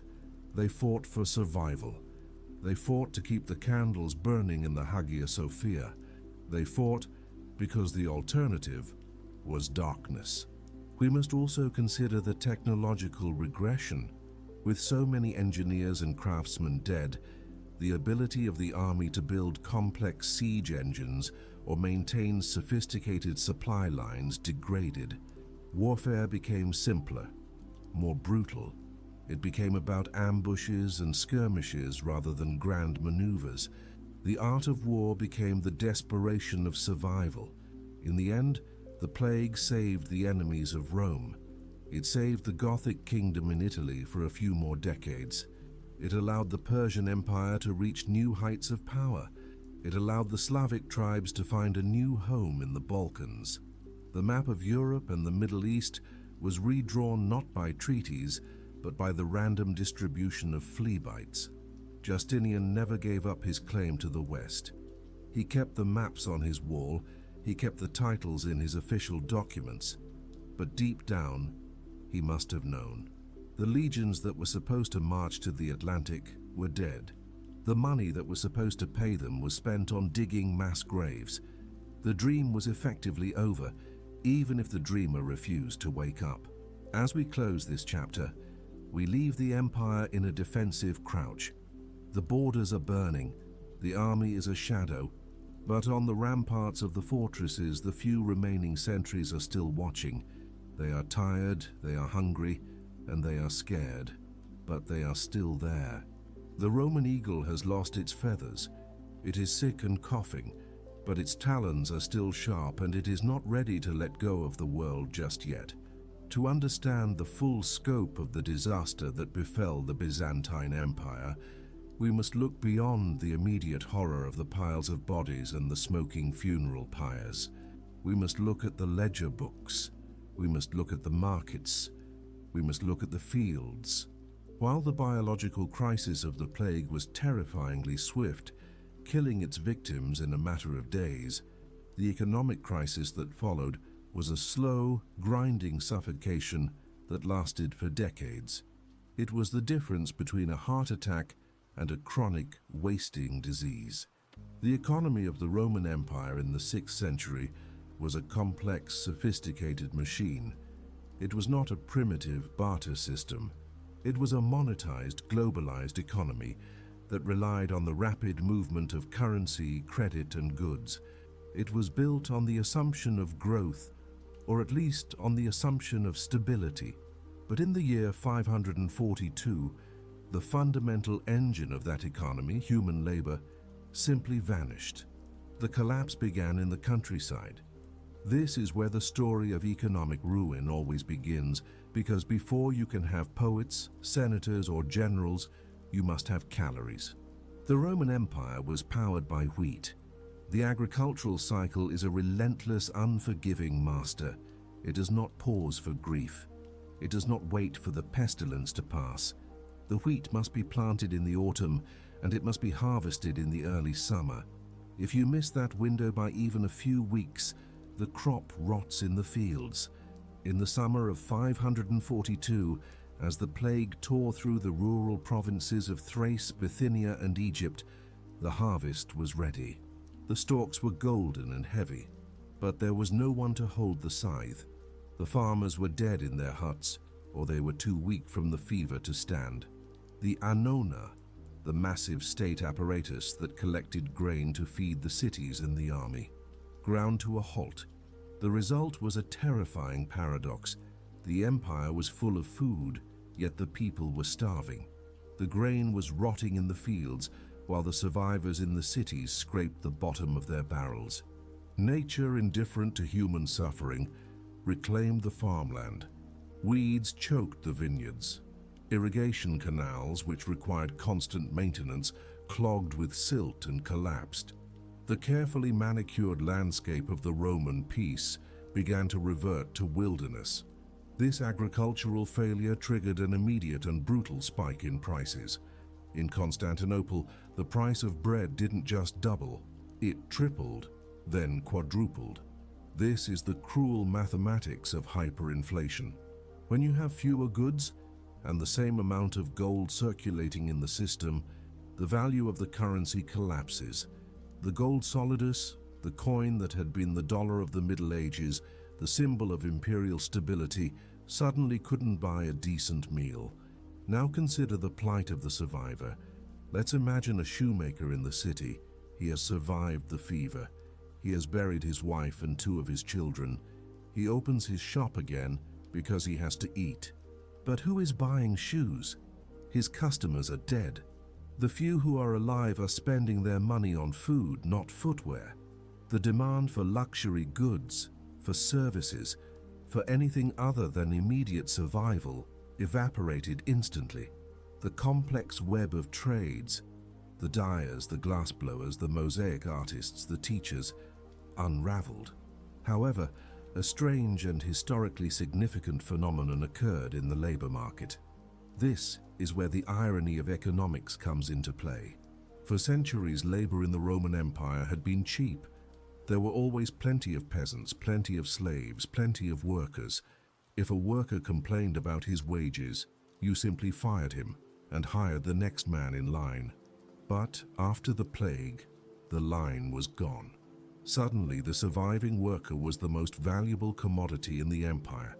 If you were a landowner and you wanted your harvest brought in, you couldn't dictate terms anymore. You had to beg. You had to pay whatever the worker asked. The balance of power, which had rested firmly with the aristocracy for 1,000 years, tilted violently toward the peasantry. The surviving workers looked around and realized their leverage. They demanded higher wages. They demanded better conditions, and they got them. For a brief, chaotic window, the plague created a golden age for the common laborer, assuming, of course, that he didn't die of the black swellings the next day. The aristocracy was horrified. They saw this not as market economics, but as moral decay. They complained that the peasants were becoming greedy and arrogant, forgetting that supply and demand applies to sweat just as it applies to silk. Enter Emperor Justinian. Justinian was a man who believed he was God's vice-regent on earth. He believed that his will was law. If he said a law was just, it was just. If he said a war was necessary, it was necessary. Therefore, he believed he could legislate the economy back into submission. He looked at the rising wages and the spiraling inflation, and he decided to make them illegal. In the year 544, Justinian issued a famous edict. It is a masterpiece of bureaucratic frustration. In the preamble, he basically scolds the workforce for being greedy. He writes that despite the chastisement of God, the plague, men were still driven by avarice, wanting to be paid enough to eat. He then set strict price controls. He commanded that all wages must return to the levels they were at before the plague. He commanded that merchants could not raise prices. He commanded, effectively, that the laws of economics should cease to exist because the emperor said so. Spoiler alert, it didn't work. You cannot fight inflation with a piece of parchment. The black market exploded immediately. If a landowner wanted his crops harvested, he paid the higher wage under the table, or he watched his crops rot. The emperor's edict was ignored, not out of rebellion, but out of necessity. The economy is a force of nature. Trying to stop it with a decree is like trying to stop a tsunami with a traffic sign. But Justinian's financial problems were not just theoretical, they were existential. The state was bleeding money. The wars in Italy and Persia were incredibly expensive. The massive building projects like the Hagia Sophia and the border fortifications required constant funding, and the plague had just killed half of the taxpayers.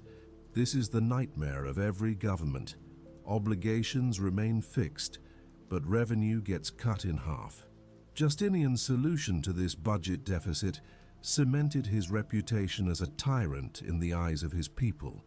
A more empathetic ruler might have lowered taxes to help the survivors recover. Justinian did the opposite. He insisted that the total tax revenue from each district remain the same. Let's pause and appreciate the cruelty of that logic. If a village used to have 100 families and paid 100 gold coins, and now it had 50 families, the state still demanded 100 gold coins. The tax burden on the survivors effectively doubled. They were being punished for staying alive. Justinian's tax collectors became the most hated men in history. They roamed the devastated countryside like vultures. They demanded payment from widows. They seized the land of orphans. If a family had died out completely, the neighbors were often forced to pay the dead family's tax debt. This practice, known as epibole, was intended to keep the land cultivated, but in reality it just drove the survivors into bankruptcy. People simply gave up. They abandoned their land, they fled to the monasteries or vanished into the mountains. The flight from the land was so severe that it accelerated the de-urbanization of the empire. Why stay in the system if the system is designed to crush you? The sophisticated Roman economy, based on free citizens owning land and paying taxes, began to dissolve into something darker and more primitive. We also have to talk about the erikon. This was a tax that Procopius rants about with particular venom. The name means the air tax.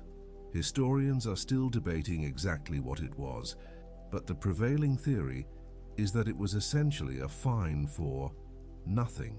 It was an arbitrary annual sum that the officials decided a city owed. It was called the air tax because it seemed to fall from the sky, with no justification other than the emperor's desperate need for gold.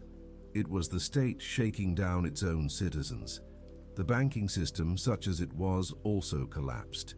In the Roman world, there was a robust system of loans and credit. Bankers in Constantinople would lend money to merchants for sea voyages or to farmers for seed. But when the death rate hits 40%, the credit market freezes. Bankers stopped lending because they didn't know if the borrower would be alive next week. Without credit, trade stalled.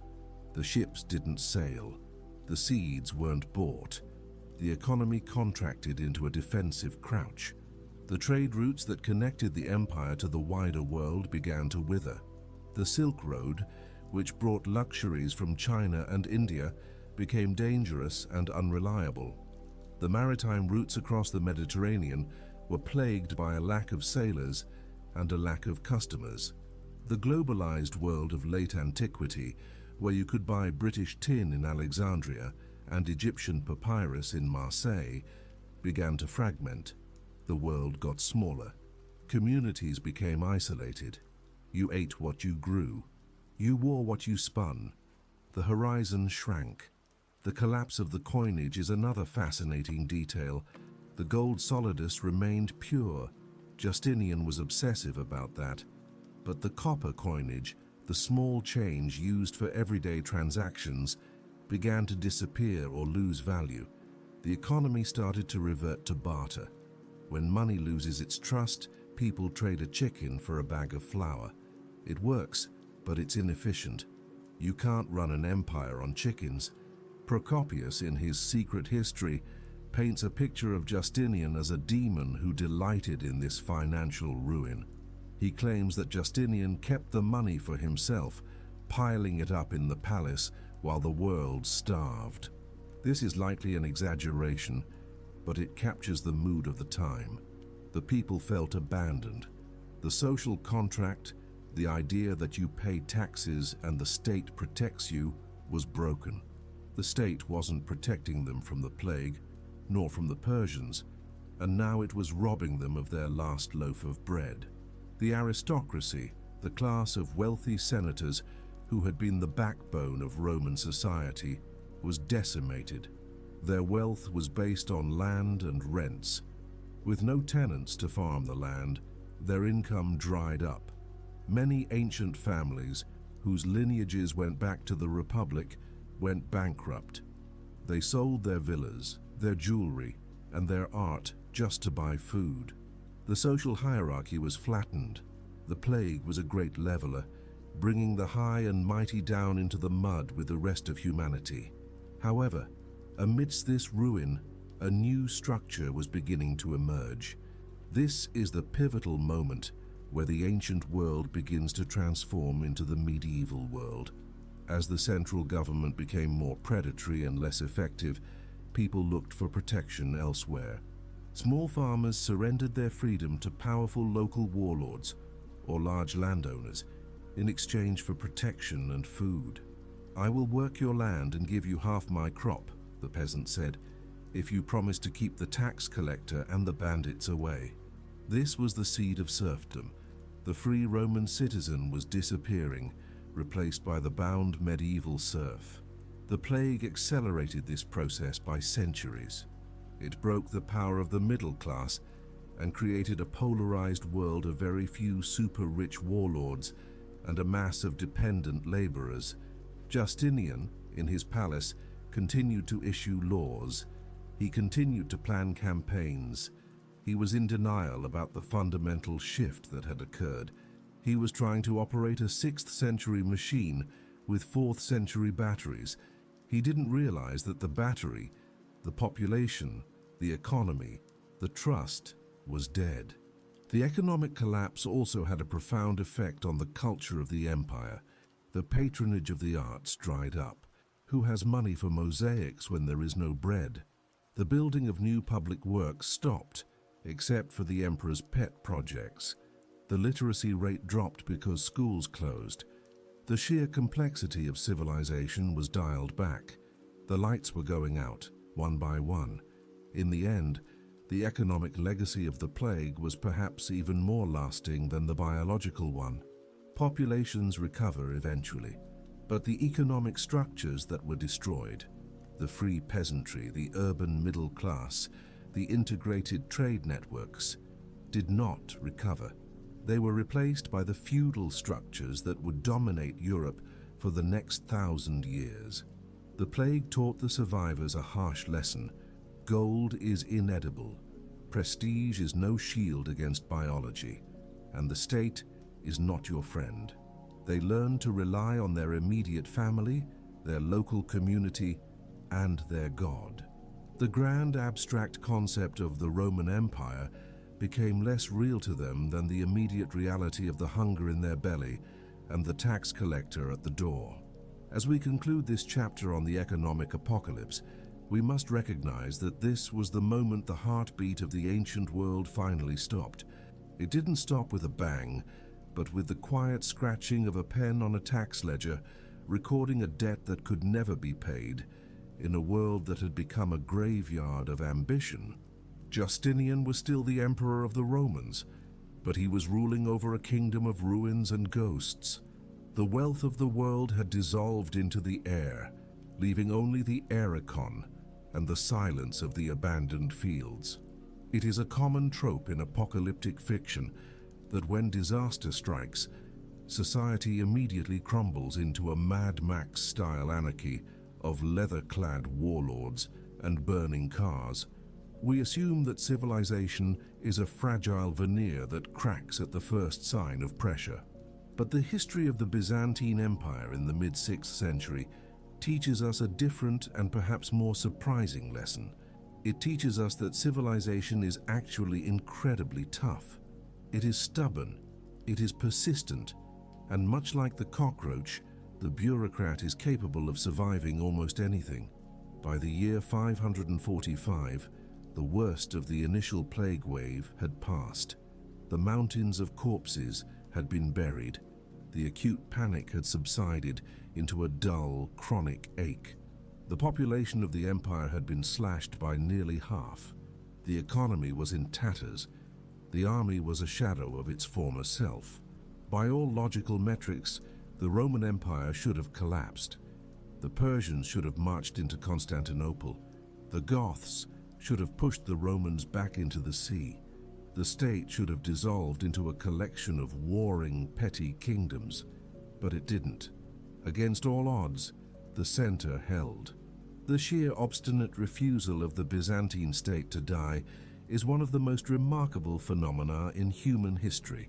To understand how they pulled this off, we have to look at the unglamorous, boring, and utterly essential machinery that Justinian had spent his life building: the administration. You see, Justinian was a micromanager of the highest order. He had created a government that ran on paper. There were departments for everything: for the grain supply, for the aqueducts, for the diplomatic corps, for the imperial wardrobe. When the plague hit, the people manning these desks died in droves. But the system survived. The surviving officials, terrifyingly efficient, simply consolidated the desks. If the Department of Bridges lost 3 of its 4 managers, the remaining guy didn't quit. He just worked 4 times as hard and probably complained 4 times as much. This period saw the emergence of a bunker mentality in Constantinople. The expansive, optimistic imperialism of the earlier years was replaced by a gritty, defensive pragmatism. If they couldn't conquer the world, they would at least make sure the world couldn't conquer them. One of the most brilliant examples of this survival strategy involves a story that sounds like the plot of a heist movie. It is the story of the Great Silk Heist.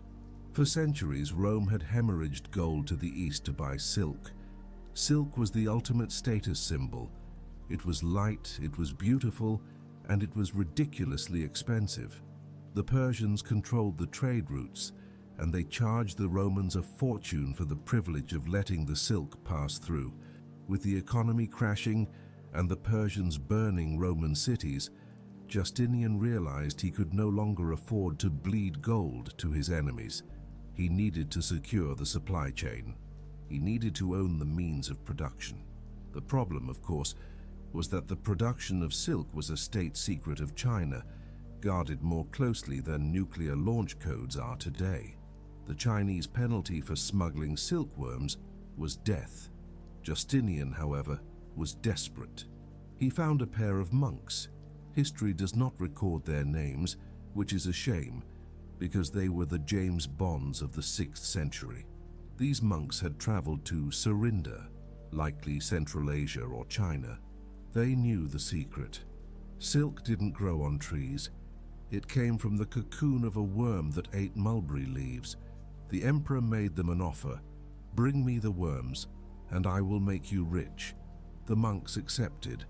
They hollowed out their bamboo walking staffs. Inside these staffs they hid the silkworm eggs. Then they walked. They walked for thousands of miles, through deserts, over mountains, through hostile Persian territory, carrying the future of the Byzantine economy in a couple of sticks. They arrived in Constantinople around the year 552. The eggs hatched. The worms ate the local mulberry leaves. And just like that, the Byzantine silk industry was born. This was a masterstroke of economic warfare. It broke the Persian monopoly. It created a new high-value industry that the state could tax. It kept the gold inside the empire. It was a perfect example of how the empire adapted. If we can't buy it, we'll steal the technology and make it ourselves. While the monks were pulling off industrial espionage, the engineers were busy ensuring the city wouldn't die of thirst. The plague had shown everyone how vulnerable they were. If a siege came, and everyone knew a siege was coming eventually, the water supply was the weak point. The aqueduct of Valens brought water from miles away, but an enemy could easily cut it. So, Justinian ordered the construction of massive underground cisterns. The most famous of these, the Basilica Cistern, is still there today. It is a cathedral of water, an underground palace with 336 marble columns. It could hold 80,000 cubic meters of water. But it wasn't built for beauty. It was built for survival. It was a strategic reserve. The Byzantines were digging in. They were turning their city into a self-sufficient organism that could withstand the apocalypse. The architecture of the empire changed too. The open, sprawling villas of the Roman peace were abandoned. In their place, people built fortified houses. Cities shrank, pulling back behind smaller, more defensible walls. The grand, decorative civic buildings, the bathhouses, the theaters, fell into disrepair. The stone was often scavenged to build ramparts and churches. It is a poignant transformation. The classical city was designed for pleasure and public life. The medieval Byzantine city was designed for prayer and defense.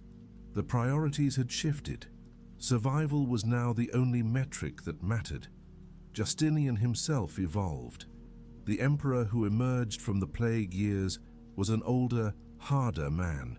The death of his beloved wife Theodora in 548 was a crushing blow. Without her, he became more withdrawn, more obsessive, but he didn't stop working. If anything, he worked harder. He focused intensely on theology. If God had punished the empire with the plague, then surely the solution was to get the theology right. Justinian spent his nights writing hymns and debating the nature of Christ. To a modern observer, this looks like a waste of time. Fix the economy, Justinian. Stop worrying about the monophysites. But to Justinian, they were the same problem. A fractured church meant a fractured empire. He believed that if he could just unify the faith, God would lift the curse. There is a tragic nobility in this. Here was a man trying to legislate heaven because he had failed to control the earth. But let's not forget the sheer grit of the common people. The survivors of the plague were a different breed. They were the ones with the strongest immune systems, or perhaps just the best luck. They were scarred, traumatized, but alive. A new culture began to emerge, one that was deeply religious, superstitious, and incredibly resilient. The Byzantine complexity that we often mock, the labyrinthine bureaucracy, the endless forms, the complex titles, was actually a survival mechanism. It created stability. Even if the emperor was mad, and the army was defeated and the crops failed, the tax department still knew exactly how much grain the village of Aphrodisias owed. The legal system still functioned. You could still sue your neighbor for stealing your goat, even if the world was ending. This continuity of law and administration provided a psychological anchor for the population. It reassured them that they were still Romans, that order still existed. The military also adapted. Since they didn't have the manpower for massive field armies anymore, they switched to a strategy of defense in depth. They avoided big battles. They used diplomacy, bribery, and trickery. They pitted their enemies against each other. "Let the Avars fight the Slavs," the general said. "We'll pay the winner." It was cynical, it was unheroic, but it was smart. It preserved the precious few soldiers they had left. The intellectual life of the empire flickered, but it didn't go out. The universities in Constantinople and Alexandria kept running. They weren't producing great original philosophy anymore. The mood was too grim for that. But they were furiously copying and preserving the past. This is a crucial point. During this dark period, the Byzantine scribes realized that their heritage was in danger. They copied the works of Plato, Aristotle, Homer, and the great mathematicians. They became the librarians of the human race. If they hadn't done this, if they had just given up and burned the books for warmth, we would have lost the foundations of Western thought. They saved civilization by putting it in the freezer. The economy too found a new equilibrium. It was smaller, yes. It was poorer, but it stabilized. The gold solidus remained the standard currency of trade in the Mediterranean, even if there was less of it. The markets of Constantinople slowly filled up again. They weren't selling the exotic luxuries of the past, but they were selling the essentials: pottery, tools, local wine. Life found a way. The resilience of the empire was also geographical. When Italy was overrun, they held onto the islands. When the Balkans were invaded, they held onto the coast. The empire contracted to its defensible core: Anatolia, modern Turkey, and Greece. This core was rugged, mountainous, and full of fortresses. It was much harder to conquer than the open plains of the West. The Byzantines retreated into their shell, and that shell proved to be incredibly hard to crack. There is also a dark humor in how the bureaucracy handled the ghosts. With so many people dead, the land registries were a mess. Who owned what? The state stepped in and essentially nationalized a lot of empty land. They then leased it out to the survivors on favorable terms. Well, favorable for Justinian. It was a ruthless reorganization of property that wiped out the old aristocracy and created a new class of smaller, militarized landowners who owed everything to the state. The plague inadvertently modernized the social structure by killing off the old guard. As the decades passed, the memory of the plague years became part of the cultural DNA. The Byzantines became a people who expected disaster. They didn't have the sunny optimism of the Americans or the Victorians. They had a deep cultural melancholia. They knew that death was always just around the corner. But this didn't make them give up. It made them prepared. They built their walls thicker. They put more gold on their icons, trying to bribe the saints for protection. They developed a sense of humor that was dark, ironic, and fatalistic. They laughed at the absurdity of life because the alternative was to scream. By the time Justinian died in 565, at the ripe old age of 83, proving that only the good die young, the empire was battered, bankrupt, and exhausted.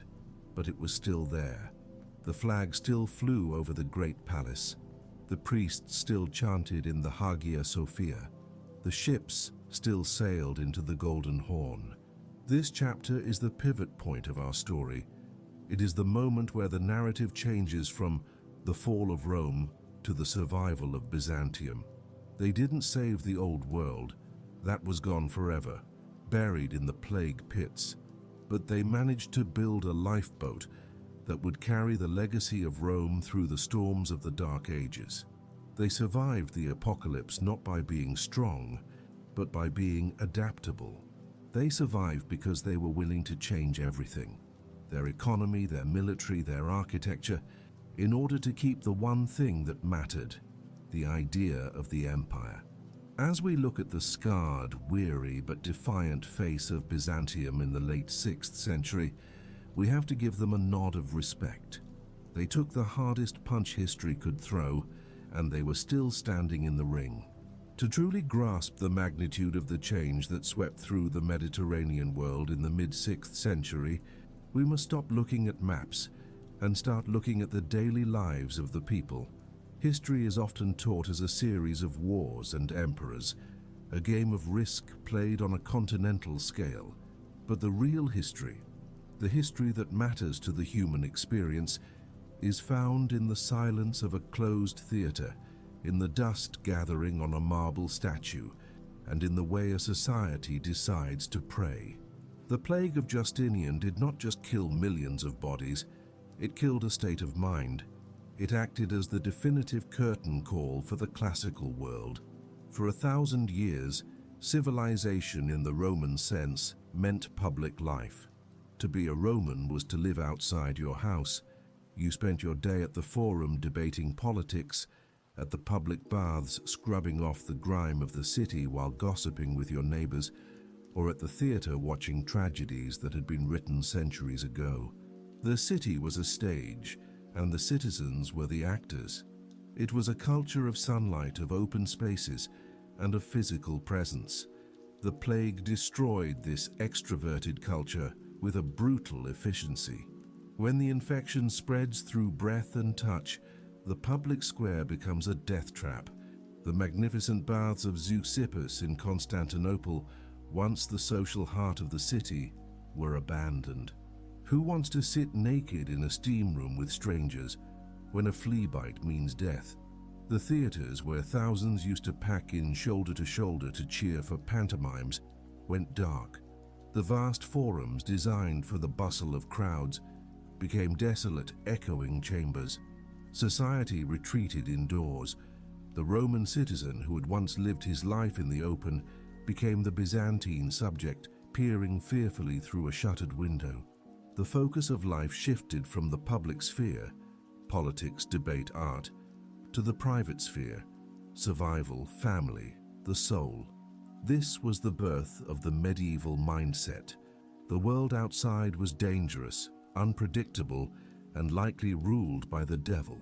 The only safety was found behind thick walls and within the fortress of the family.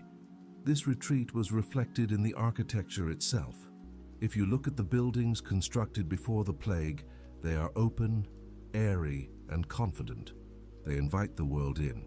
If you look at the buildings constructed after, they are heavy, thick, and defensive. Windows became smaller, mere slits in the stone. The atrium, the open courtyard that was the centerpiece of the Roman house, was roofed over or abandoned. The house became a bunker, but the most profound transformation happened in the realm of the spirit.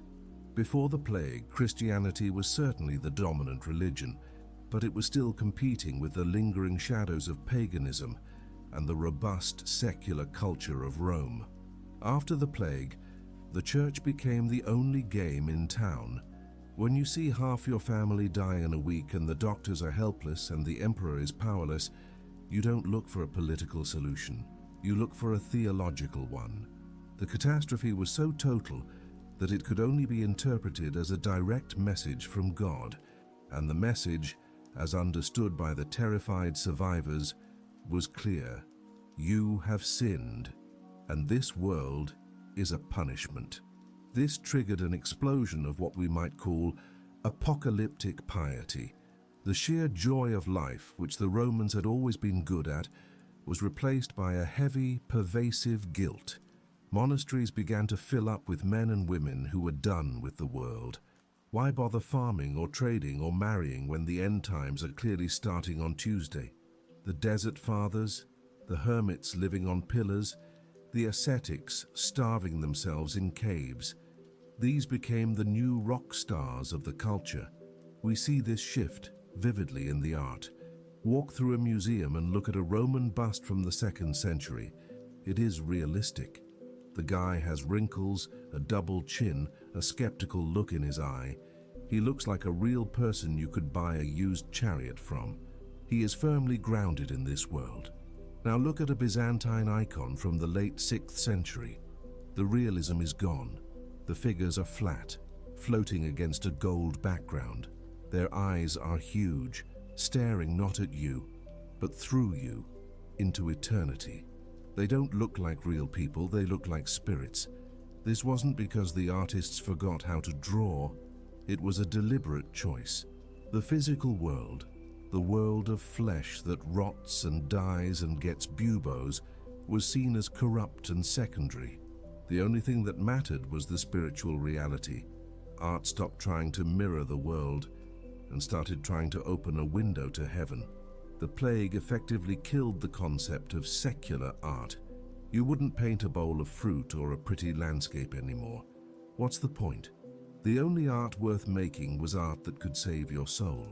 There is a dark, ironic humor in how the survivors tried to bargain with the divine.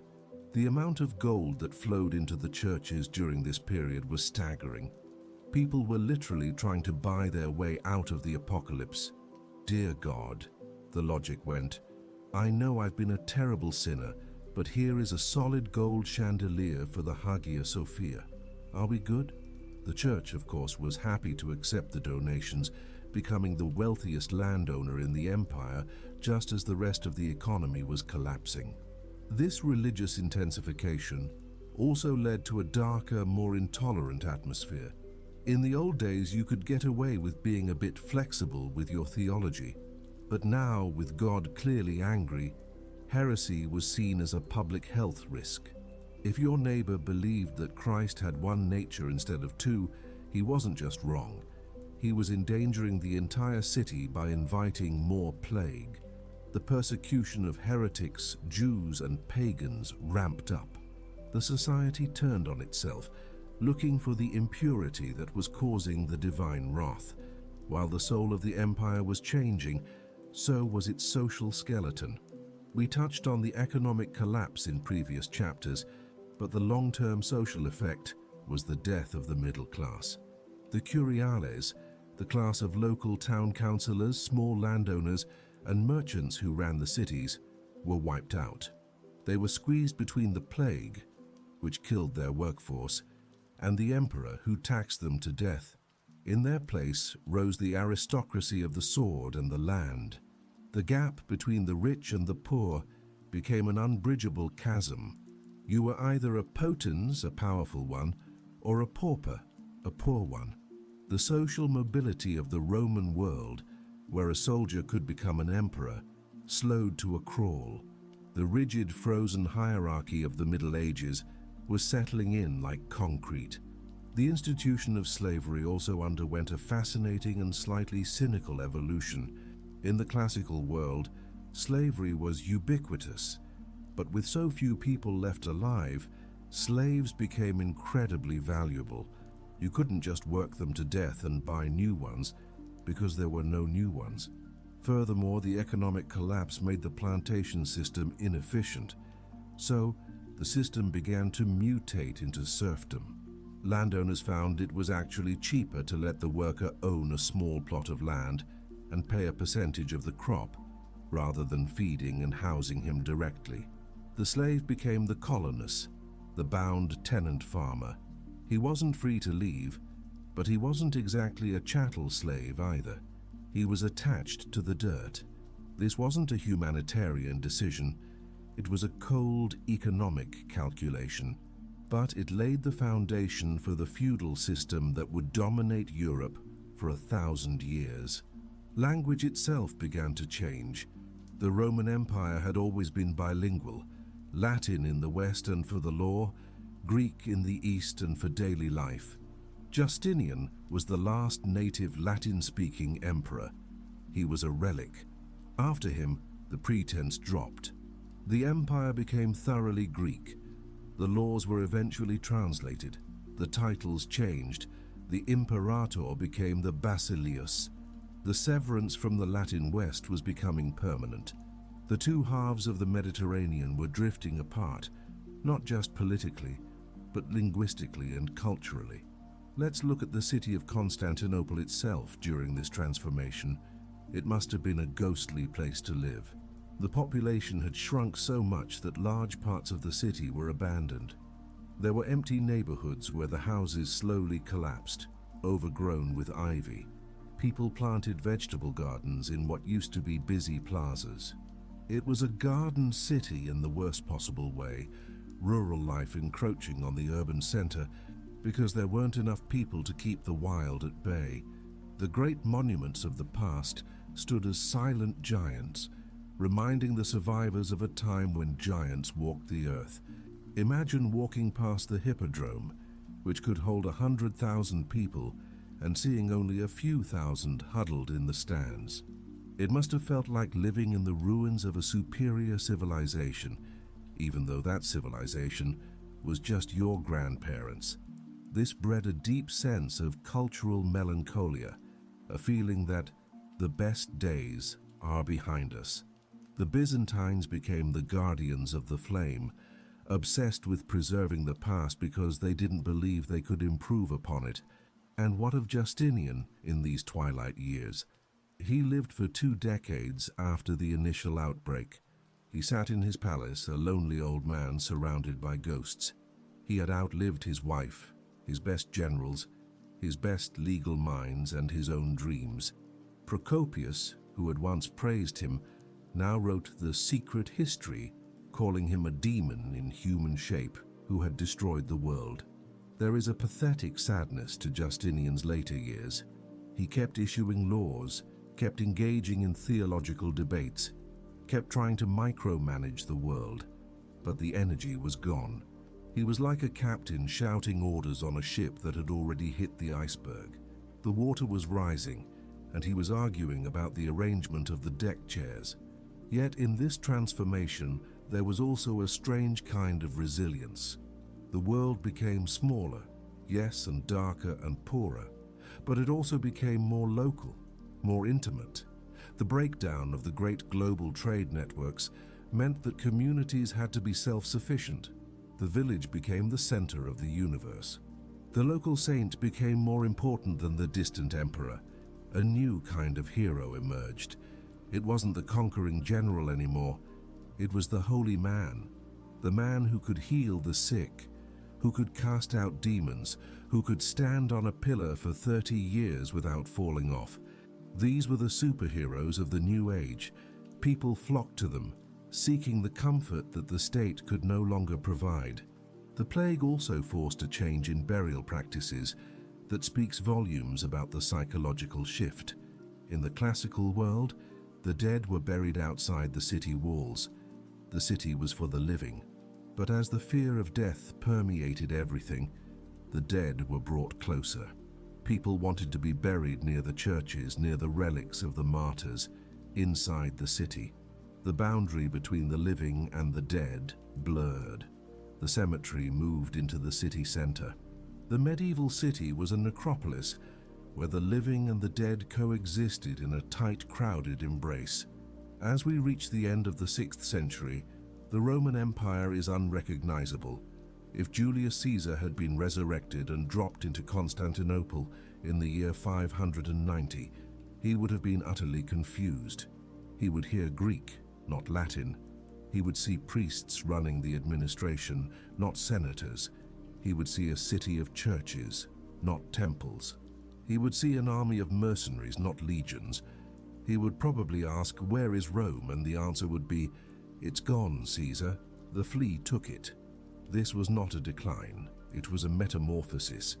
The caterpillar of the classical world had dissolved into the gooey mess of the plague years, and what was emerging from the cocoon was the strange, religious, fortified moth of the Middle Ages. It wasn't as shiny.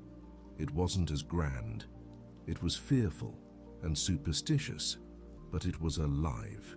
The world in transformation was a world stripping itself of luxuries to survive the winter. It was throwing the statues overboard to keep the ship afloat. It was a brutal process, a cultural amputation, but it worked. The entity that emerged, Byzantium, was tougher, leaner, and spiritually fortified. The transition was complete. The sunlight of antiquity had faded into the candlelight of the Middle Ages. The broad avenues had become twisting alleys. The philosophers had become theologians. And the silence that had fallen over the city in 542 had been filled with the chanting of monks, praying for a salvation that was no longer expected in this world, but in the next. The immediate shock of the Great Plague had passed, but the Byzantine Empire that emerged from the quarantine was fundamentally different from the one that had entered it. It was like a man who survives a terrible car crash. He is alive, certainly, but he walks with a limp, he cannot run as fast as he used to, and he has decided to sell the sports car and buy a sensible armored station wagon. Chapter 9 is the story of that station wagon. It is the story of how the Roman state, realizing it could no longer conquer the world, decided to reorganize itself simply to survive it. In the years following the initial devastation, the political leadership in Constantinople faced a grim reality check. The grand strategy of Justinian, the dream of a unified Latin-speaking Mediterranean empire stretching from Gibraltar to the Euphrates, was dead. It had died in the plague pits. The manpower simply did not exist to garrison such a vast territory. The treasury did not have the gold to pay for it. The logic of more is better had to be replaced by the logic of less is manageable. The first major consequence was the final, heartbreaking loss of the West. It is one of history's cruelest jokes that Justinian spent 30 years and millions of gold coins reconquering Italy, only to have it snatched away immediately after his death. The plague had depopulated Italy so thoroughly that it was effectively an open door. In the year 568, just 3 years after Justinian died, a new Germanic tribe called the Lombards crossed the Alps. The Lombards were not interested in Roman culture or Roman laws. They were rough, they were violent, and they were looking for real estate. The Roman defenses in northern Italy, manned by a skeleton crew of plague survivors, crumbled instantly. The Lombards poured into the Po Valley, and within a few years, they controlled most of the peninsula.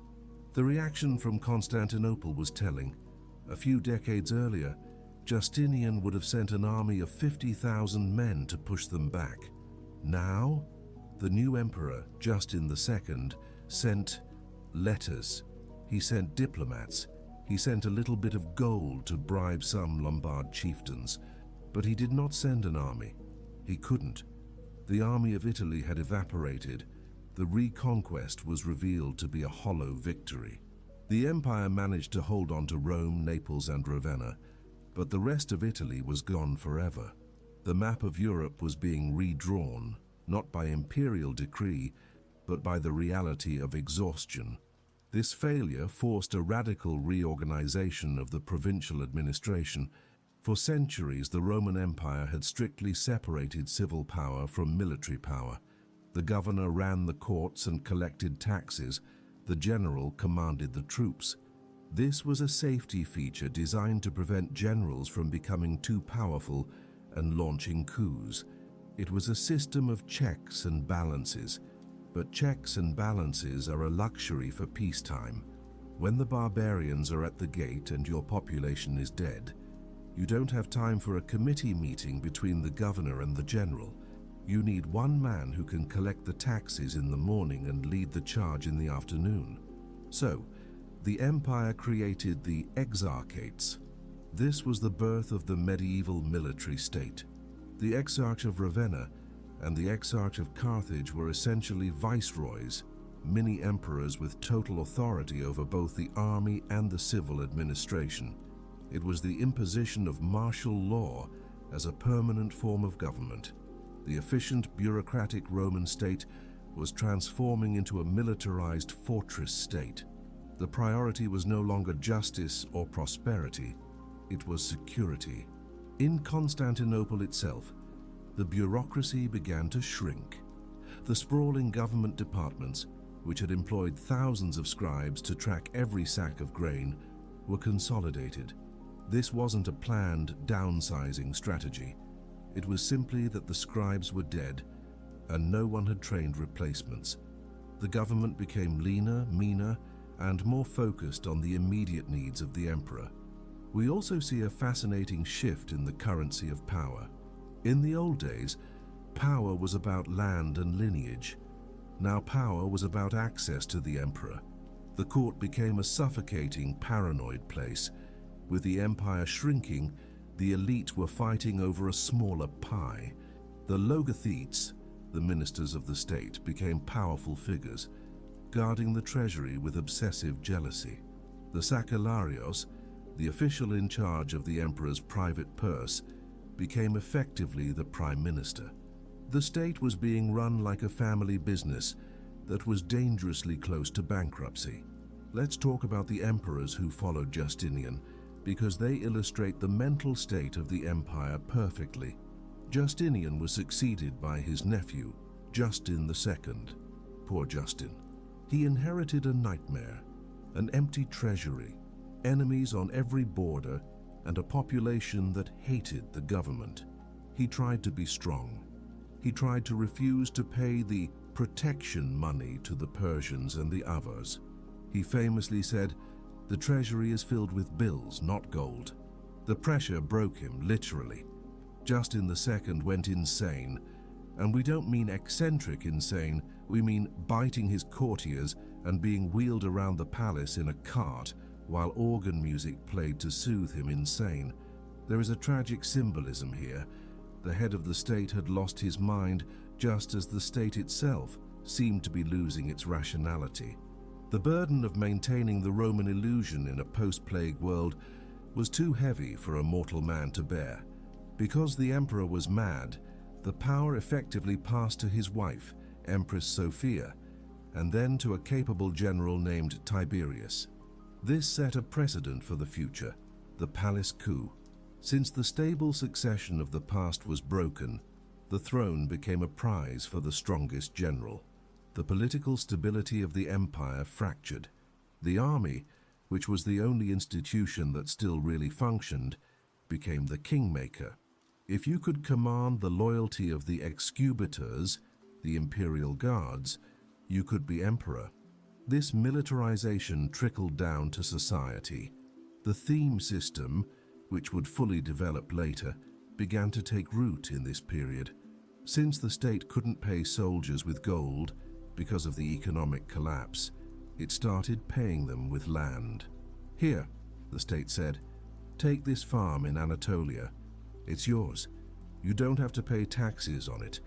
But when we call you, you bring your horse and your sword and you fight." This was brilliant and desperate. It turned the army into a militia of farmer soldiers. It solved the pay crisis and the recruitment crisis in one stroke. But it also changed the nature of the soldier. He wasn't a professional living in a barracks anymore. He was a farmer protecting his own dirt. He fought harder for his own village than he ever would for a distant province. This made the empire incredibly tough defensively, but almost useless offensively. A farmer doesn't want to march to Italy to fight Goths. He wants to stay home and harvest his turnips.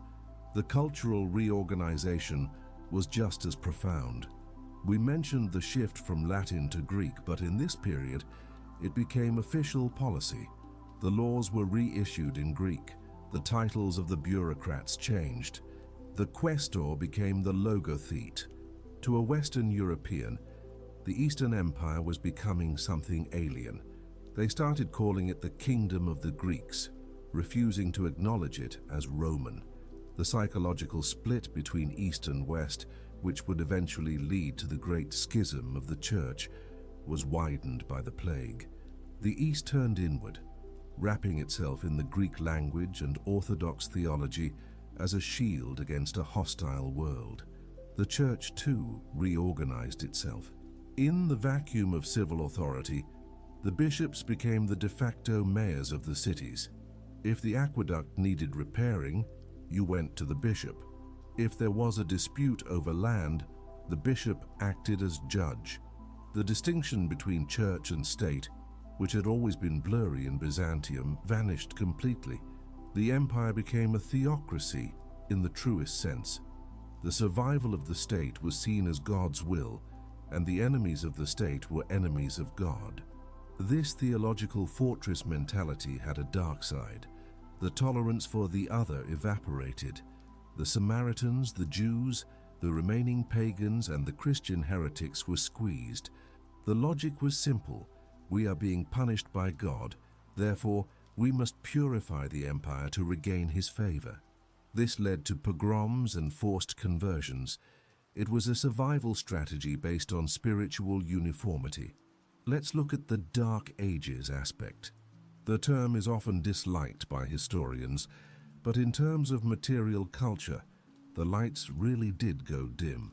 The elaborate global supply chains that brought pottery from North Africa to Constantinople collapsed. In the archaeological record, we see a shift to local wares. People stopped buying imported goods and started making their own cruder versions. The quality of jewelry dropped. The minting of coins became less refined. The aesthetic of the empire shifted from imperial grandeur to rough utility. However, this simplification made the empire more robust. A complex system is fragile. A simple system is durable. If you rely on grain from Egypt and the ships stop coming, you starve. If you grow your own grain in your backyard, you survive. The reorganization of the Byzantine economy into localized, self-sufficient units meant that if one province fell to the Persians, the others could keep going. The empire became a collection of watertight compartments. There is a moment of black comedy in the diplomatic relations with the Persians during this time. The Persian king Khosrow was still raiding, still demanding money. The Romans were broke. So the Romans started using diplomatic theater. When Persian ambassadors arrived, the Romans would dress up the few soldiers they had in the shiniest armor, march them out one gate, have them run around the back of the city, and march them in through another gate to make it look like they had thousands of troops. They would borrow gold plate from the churches to set the imperial table.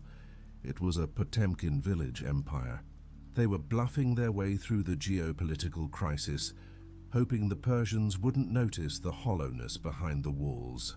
But the most significant reorganization was psychological.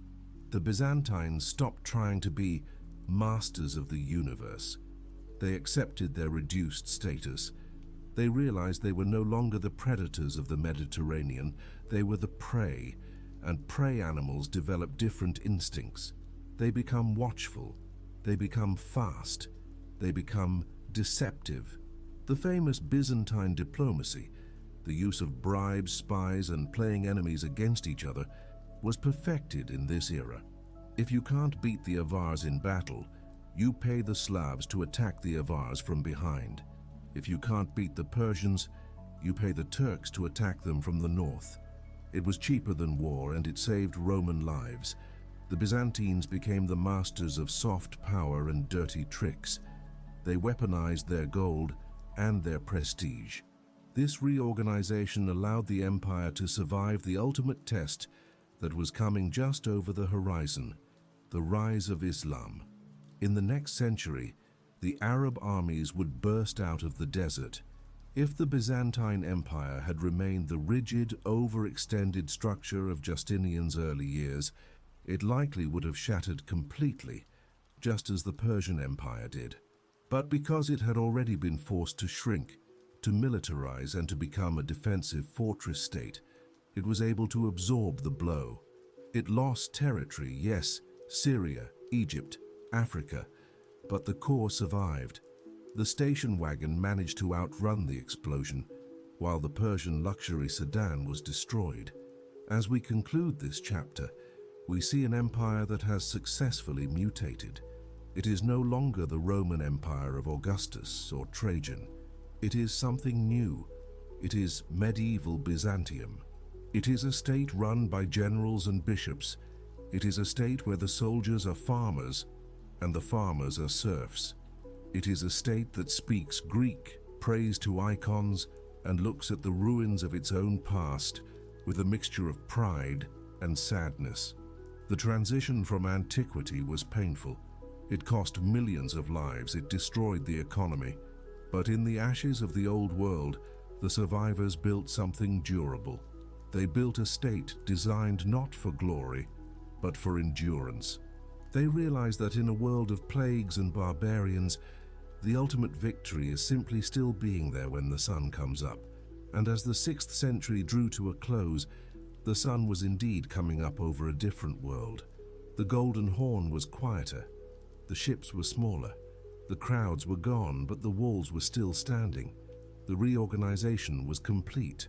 The patient had survived the surgery, even if he lost a few limbs in the process.